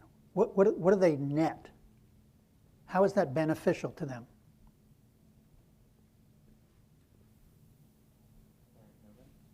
What? No benefit? No, there's benefits. So the investor's getting, so about 2/3 of the benefit of an investment is the credits. 2/3, 75%, sort of in that order of magnitude, depending on the project. 1/3 to 25% of the benefits comes from the losses. Because when they get $1 of loss, they write it off against their other income. So Bank of America gets $1 of loss. They say, oh yeah, we earned $1 of interest on that mortgage. We don't have to pay taxes on that $1 of interest, even though it would otherwise be taxable, because they have an offsetting loss. So they like those losses, generally. It messes them up with the SEC, but we're not going to worry about that. They want those losses. And the longer they can keep getting the losses, the happier they are. So I did a bunch of deals early on in the late 80s with Chevron as the investor. Chevron loved losses. Well, they made zillions of dollars, obviously. They loved those losses. And at the end of year 15, they would say, don't exercise your option. We'll give you the property. We won't take any cash. We want to stay in for another 5 years and get more losses. And then we'll walk away. Because the loss is, once they're in this situation, it's a time value judgment. Because if they keep, the longer they postpone paying the tax, the better off it is for them, or for you if you were in the similar circumstance, right? You always want to postpone paying tax. You want to, you want to postpone paying tax because paying it a year later, 2 years later, 3 years later, 5 years later is better than paying it up front. And if you keep getting losses, they can be significant. So Chevron loved that, and more or less worked out for everybody. We didn't have to pay them the loss that they would have. We didn't have to pay them the tax that we would have had to pay in year 15, and in year 20 they walked away. Okay. So this. Question for you. Sure. I was just wondering, when you were discussing about the loss, what is the opposite? If you're trying to remain in the positive, how would the investor benefit from that? How would you go about doing that? Well, okay. So the question is, if you're not generating losses but generating profits, how does the investor benefit? Not necessarily. So let me draw this out a little bit further. This could be like this. Their capital account, this is capital accounts, remember.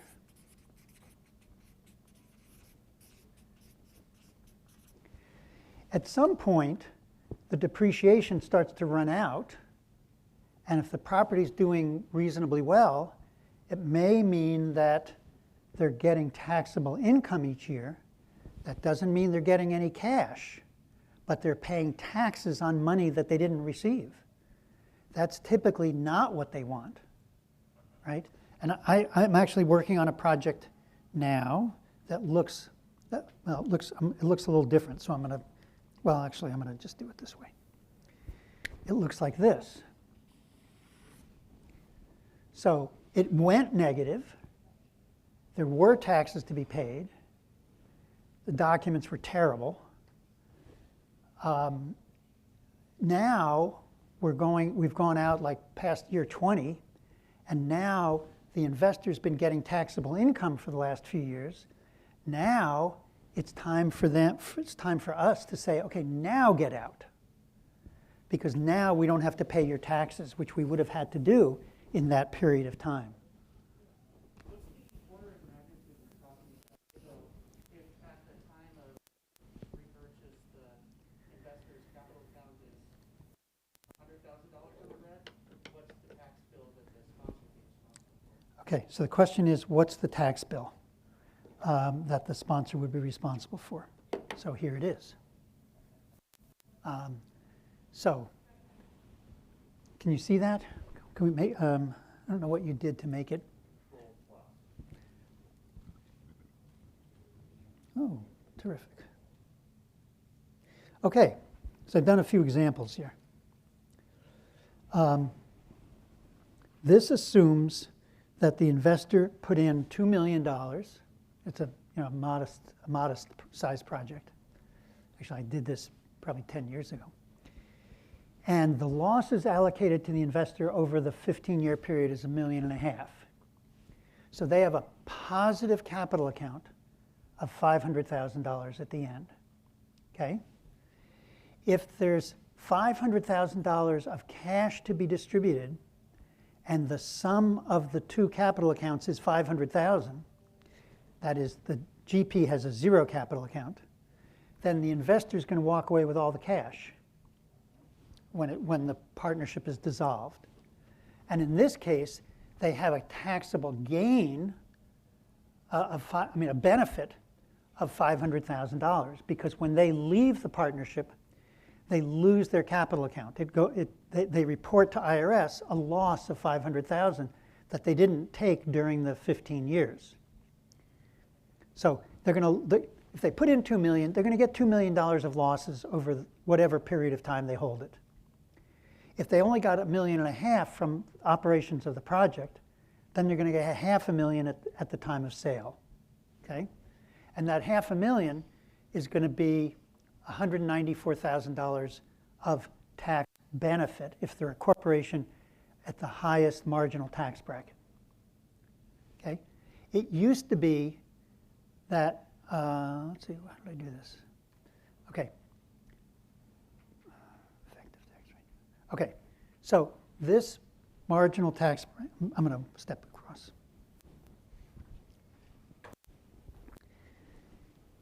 This marginal tax bracket, you'll notice, is different than the effective tax rate because, why did I do it this way?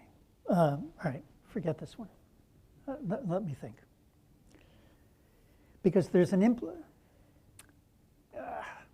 sorry. I'm going to confuse you if I focus on that. I'm going to go to these other examples.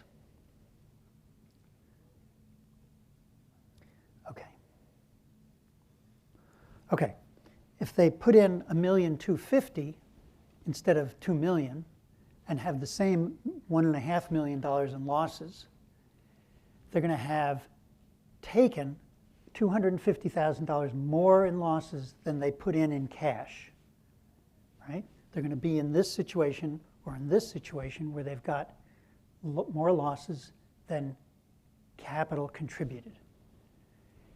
If you have to pay their taxes, the tax rate is 27, what did I say? It was 27.98. But if you pay their taxes, then the payment you make is taxable income as well. It's called the gross up. It's gross. But in our circumstances, that the sponsor has to pay not only the tax, but the tax on the payment. So the effective rate is 38.86% today. But that's because the marginal tax bracket at the federal level is now 21% for corporations. It used to be, before that previous president and Congress changed the tax laws, it used to be 35%. When it was 35%, that bottom line wasn't 38.86, it was 65%. So $1 of loss meant you had to pay $1.65. I mean, $1 of tax meant you had to pay $1.65. It's a really painful number. It's less painful today, but you can get a sense of what the scope or what the size, the relative amounts are by looking at this chart. So it is quite painful. And don't forget, if let's say you have HCD, although HCD seems to have left, or a local government who says, you can't take cash out on a sale without paying us off. Or you sell the property, if you don't pay us off, the sponsor can't take any cash out. Meaning that if the investor says, no, you have to pay my taxes, that's the deal, where's the money going to come from? You can't take it from the project. You have to come out of pocket. So that makes it even more unpalatable, right? Because now you're in a situation where you can't say, oh, okay, we'll refinance the property, get some cash out, use that to pay the investor. You can't do that. You can refinance, you can get cash, but you can't take it out of the project. Maybe you need that cash for rehab, or maybe there's some soft loans that you're going to pay off or pay down like HCD. But you can't pay the investor with those dollars if you have those kinds of loans. In addition, just one second, in addition, TCAC says the replacement reserve, well, what TCAC says is the reserves, this is in the TCAC regs, the reserves have to stay with the property. Now, if the reserves really do stay with the property, then who's paying where's the money coming from to pay the investor? So. Are the implications here the same for a negative general partner capital account? No. Yeah, I know what it is. Are the implications the same for a negative capital account for the general partner? No, they're different. They're worse in a way. the language in the partnership agreement is going to say essentially that the distribution at the end follows capital accounts. It's also likely to say, although it's not always doesn't always say this, if the general partner is negative, that they have to put in cash to bring their capital account up to 0. So that's really painful, because that's dollar for dollar. It's not just the tax or a tax equivalent. It's $1 for every dollar. So if you're in a situation where your capital account, you the GP, is negative, you need to yell, stop right now. Literally, what doesn't matter where you are in the life of the project. You need to figure out why you're negative. If there was something done incorrectly to bring you negative, typically you wouldn't be, or you could be just a little negative. Or you need to look at the partnership agreement, which says how the allocations are going to work. So go back for a moment to what we were talking about in the partnership agreement, almost at the very beginning. It's the contract. And there's no set, it's not set in stone what the contract has to say as between the two partners or three partners. So one of the things is that, and it's going to be in every partnership agreement, is what's the, quote, waterfall. So each year, if there's cash, how does it get allocated to the lenders, to the partners in terms of paying fees or reimbursing partners for out-of-pocket expenses, and what's the ultimate distribution? And the ultimate distribution typically is per ownership interest, but it may never get there because you may have soft debt to soak up the money. There's also a provision that says what happens to the cash on sale.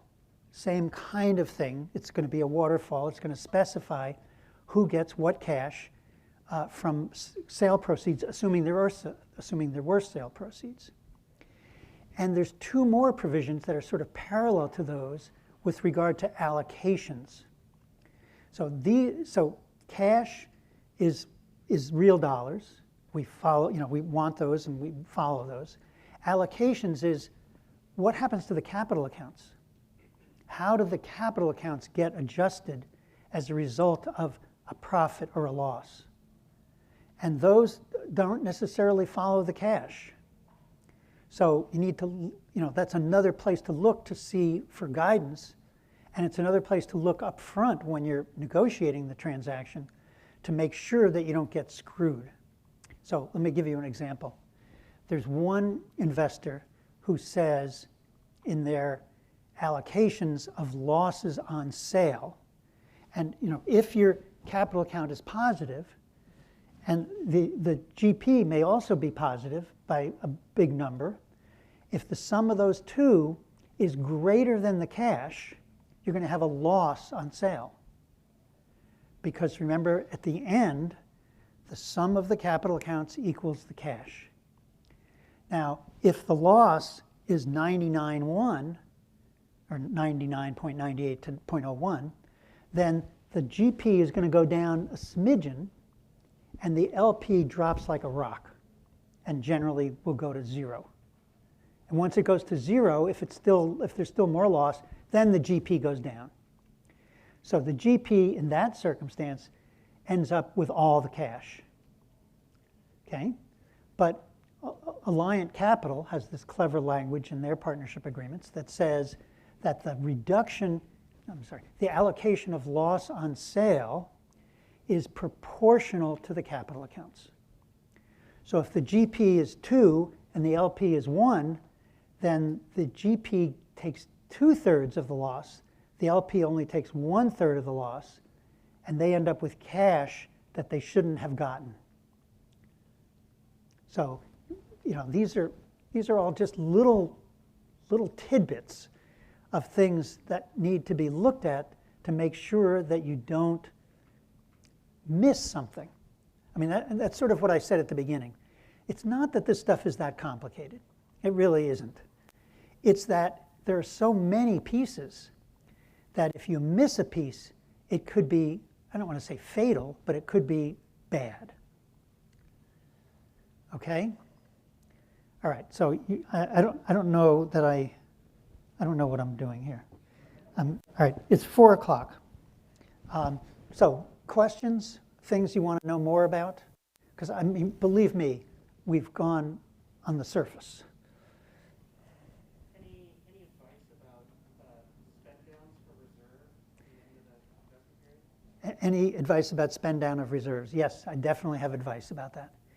If you have a low capital account, you, the GP, has a low capital account, and you can predict that you're not going to be able to protect the cash at the end, because some investors say, I don't care what TCAC says. Let me just give you this by way of example. I don't care if TCAC says the reserves have to be there after the sale. That's your problem, not my problem.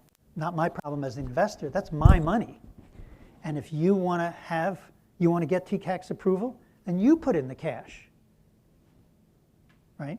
So if there is cash and you're not going to get it, then definitely spend it, because you're having a better property, a better project is better for the residents, it's better for you, it's better for the people we care about.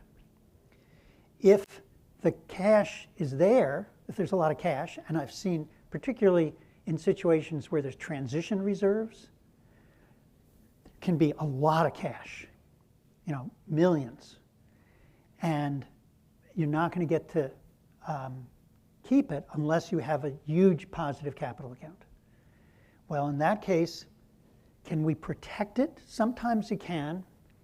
I remember doing this way back in like maybe 88, 89. The city of Seattle wanted to have, instead of getting paid cash every year on their loan, they wanted a sinking fund, meaning you put money aside so that at the end of whatever the period was, 30 years or whatever, there would be enough money to pay off their loan. Well, the sinking fund was in the partnership. But we argued that it really didn't belong to the partnership. They were just holding it for the city because that's what the documents required. So you got to look at the documents. You got to see what the requirements are. And obviously you got to make damn sure that the investor is not going to get their hands on all that money. Okay, there must be more. Yeah.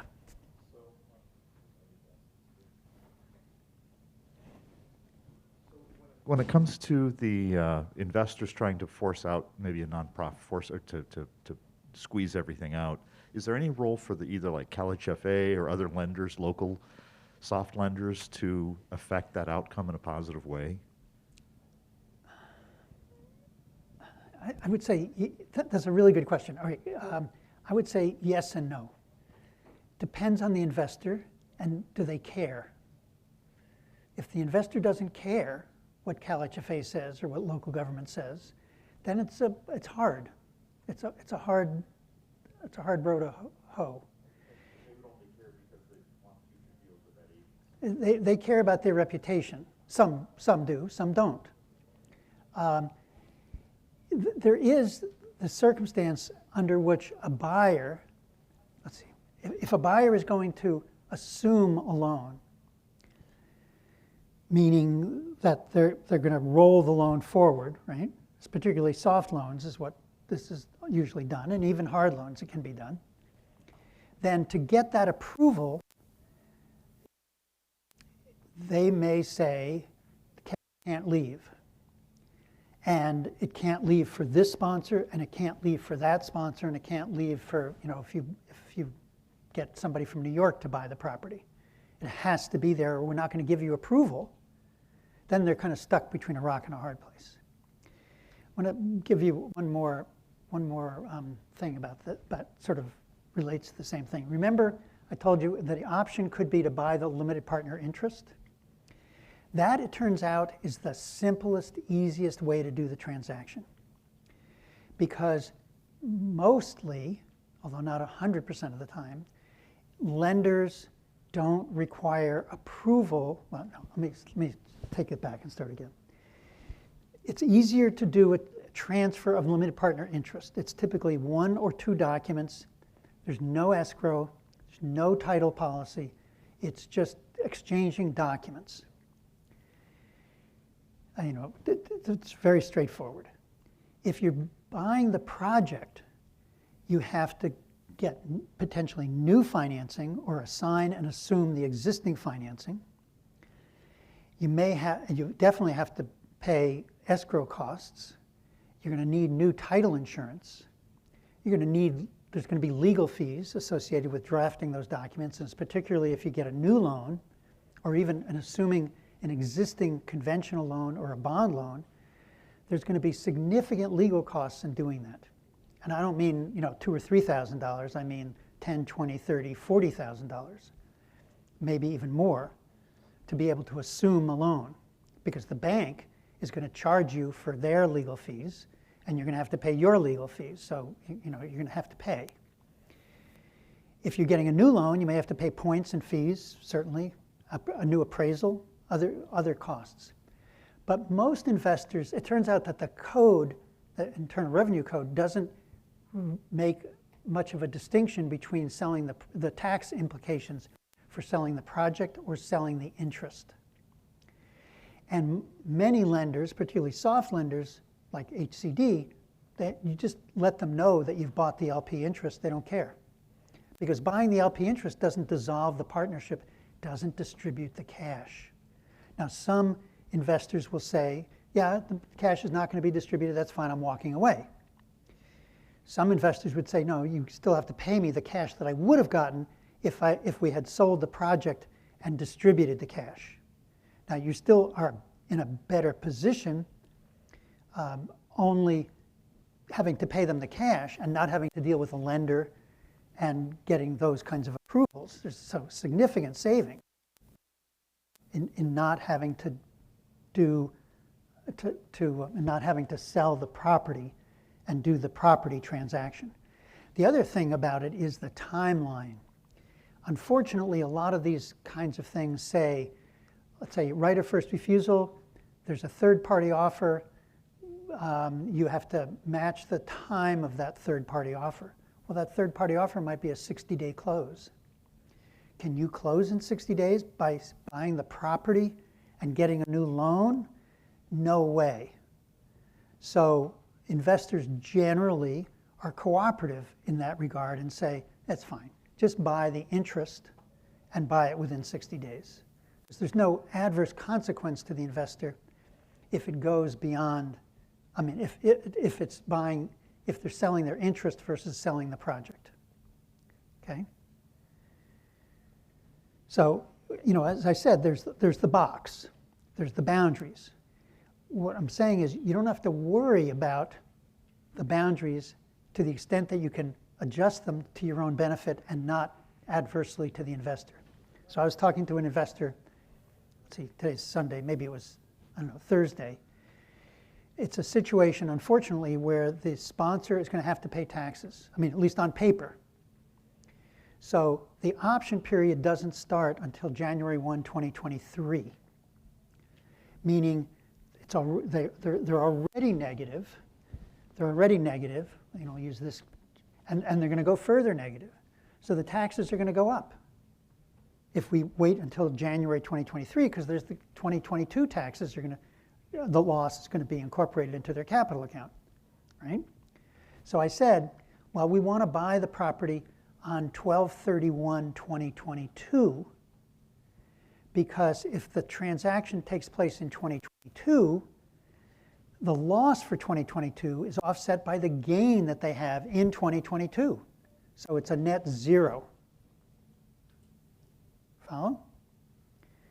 They said to me, oh, I see. Okay, we're not going to sell it to you as of 12/31/2022. We'll sell it on January 1, 2023, but we'll write the document that so it has the same effect, so that they won't take the 2022 losses. So the transaction will close in 2023, but it will be essentially active in 2022. So, you know, so there are things we can do, not a lot. So let me mention some other things we can do. At least I'm gonna, excuse me. Fees to partners. Remember that there could be a partnership management fee. There could be a deferred developer fee that hasn't been paid. There could be a loan from the sponsor, right? They sometimes make loans, even though I tend to discourage it. Let's say we get to where we were here, or over there. Sorry. Let's say we get to this place and we see we're going to run into trouble. We don't have an investor who's favorable and who's cooperative. We're going to be in trouble if we go negative. Well, one of the things we can do is reduce the loss by forgiving some of that debt, right? Some of those obligations. Now, you have to be careful because you're giving away obligations of the partnership that you might need to protect the cash. But on the other hand, you're keeping the investor from going negative. Because if you forgive debt, it's the same as cash. It's the same as cash in, right? So on the balance sheet, it will show more income and less debt.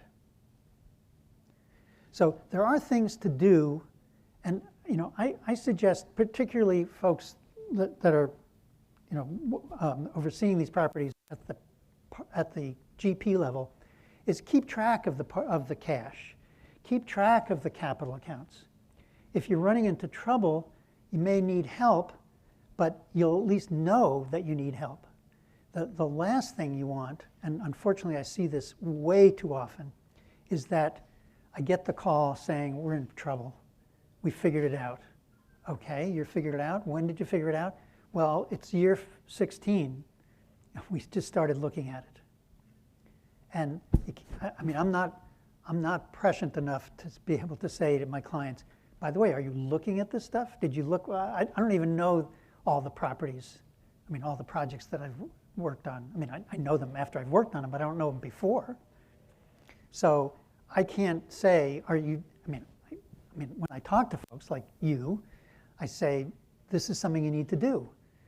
When I talk to sponsors who are just contacting me, I say, are you doing this? Are you doing that? What's, or you're learning a lesson on this project, apply that lesson to your other projects so you don't run into this situation again. And, sometimes they do, sometimes they don't. Sometimes they miss things. And the worst thing is if they miss the deadline. So if there's an option, right of first refusal, and they miss it because they're busy, because they've got other things they're worried about. They have new projects to close. That's really bad. Or if you negotiate a bad deal up front, and I've certainly seen enough of these, where the deal was done poorly, the consultant was incompetent, or malicious, or just an idiot. You got to do stuff up front to make sure that you don't run into trouble later on. And sometimes let's say for losses, remember I said makers or ADS? ADS is much slower, so you don't go negative as fast, but it's going to cost you some money up front because the investor's not going to pay quite as much. It might be, a nickel, 4 cents. I don't know, whatever it is. If you have to have that last few pennies, then you're going to bite the bullet and say, okay, we're postponing dealing with this problem for 15 years. Maybe it'll be a different crew. Maybe the laws will be different. Who the heck knows? It's going to be a problem later on. If you can solve it up front, obviously it's better to solve it up front. Are there any other provisions today that related to the buyout that you haven't discussed that nonprofit developers should be pushing really hard for? There's one provision in particular. The partnership agreement will say there's going to be a section in the partnership agreement that there are things that are prohibited from the general partner doing. And one of those things is selling the property. Now they won't agree to just take that out. But the language that I would always suggest is that you can't sell the property without the LP approval except under the terms of the option and right of first refusal agreement. Except under the terms of the option and the right of first refusal agreement. So an investor might be ready to exercise the option, and they'll point to the section that says he can't sell the property? Some investors will do that, yeah. But normally, we've been doing this now for a while. Normally investors, and even the worst actors, if they see the writing on the wall, they typically will not waste their time. It's only when they really see a positive benefit that they really go to the mat, or potentially go to the mat. So I was involved, just to give you a sample, it's a sad situation. A nonprofit and a for-profit, this is in Seattle, joint ventured the sale or the development of 7 properties. And they got the same investor to invest in all 7 properties. It's 7 partnerships, 7 properties over a relatively short period of time. They included a right of first refusal, but they didn't pay attention to how they got that right of first refusal. And the investor sued. And in court, the judge said to they brought up the potential buyer. First of all, the rights of first refusal, the offers triggering the rights of first refusal came the day before the end of the right of first refusal period. So it looked really bad. The judge said to the quote buyer, "Were you really going to buy these properties?" And the guy said, "Well, not really. It was just to trigger the right of first refusal," essentially saying this was a sham. And the judge said it's a sham, and I'm not going to allow it to go forward. So you got to be careful. You got to do things right, and not mess around. Just on that note, is there an obligation for the investor to reply back to the option by the sponsor within a certain amount of time? It's a really good question. And the answer, yeah, the answer is generally not. It's not in the documents, generally.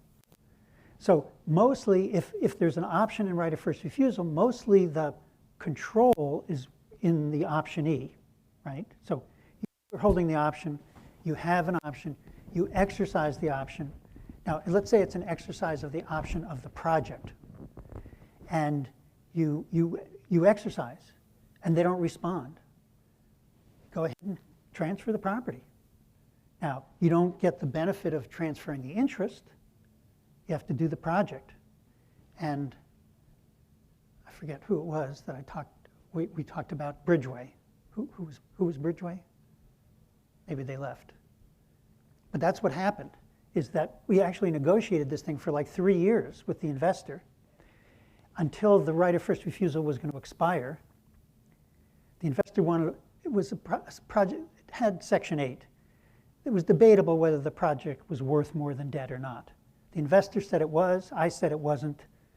You know, they said, well, we want money, and we're not going to cooperate until you put money on the table.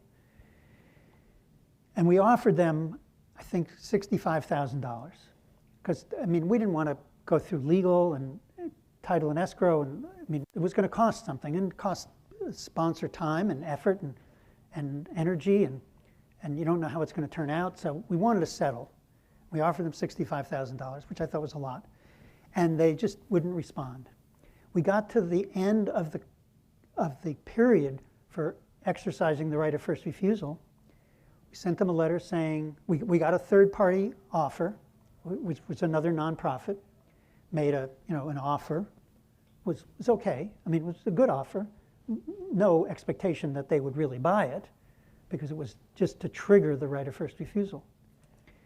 So we got the third-party offer. We sent a letter saying, here's the third-party offer. Sent another letter saying we're exercising our right under the right of first refusal. We proceeded and closed, went through title and escrow and lender approvals and all that kind of stuff.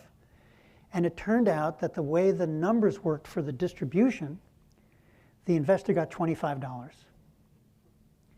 And we said, here's a check for $25. And they said, oh, no.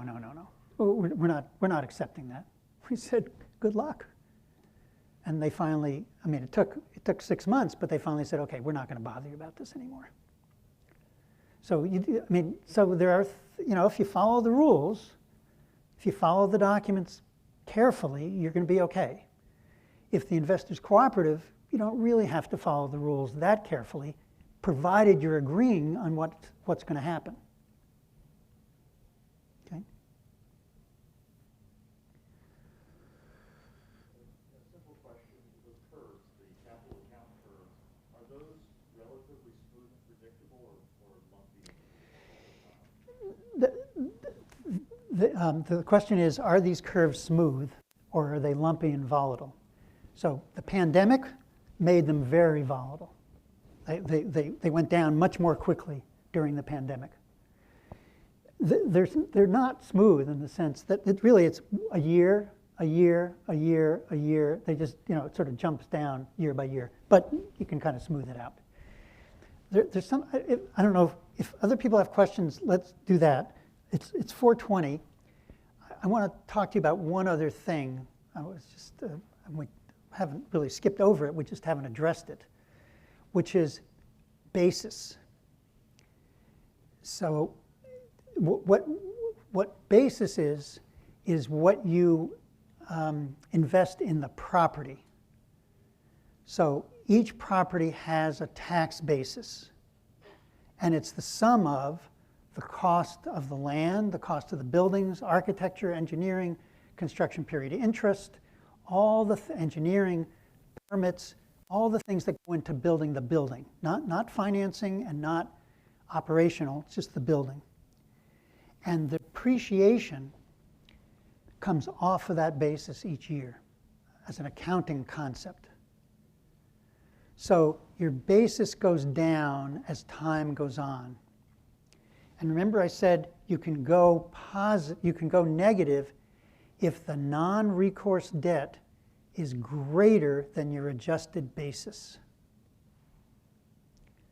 So it's not a concept that you really have to worry about unless you're getting to this point, and then you'll either be in this situation or you'll be in this situation, and it may make a difference. So at that point you need to know what's going on and be able to make adjustments. And one of the things you can make an adjustment for with regard to your basis is that new assets, let's say, so everybody for these properties has a statement to their accountants that says any expense less than, or any repair less than blank, just write it off. Just take it as an expense. So let's say you're replacing broken windows, it's just an expense. It goes into the expense category as an operating expense. But let's say you're replacing windows because you're putting in dual pane and or they're leaking or whatever. You're doing something more capital intensive. You don't want to deduct those costs if you're worried about capital accounts, because those deductions push your capital account down. It creates a loss. But if you capitalize those costs, let's say a $10,000 cost, you can depreciate under makers or ADS over 30 years. So a $10,000 loss is $330 a year for the next 30 years, not $10,000 on day one. So that's something you can manage internally. Accountants are resistant, but kick them, push them, because it could turn out to be important. Okay? All right, you're tired, I'm tired. Should we call it a day?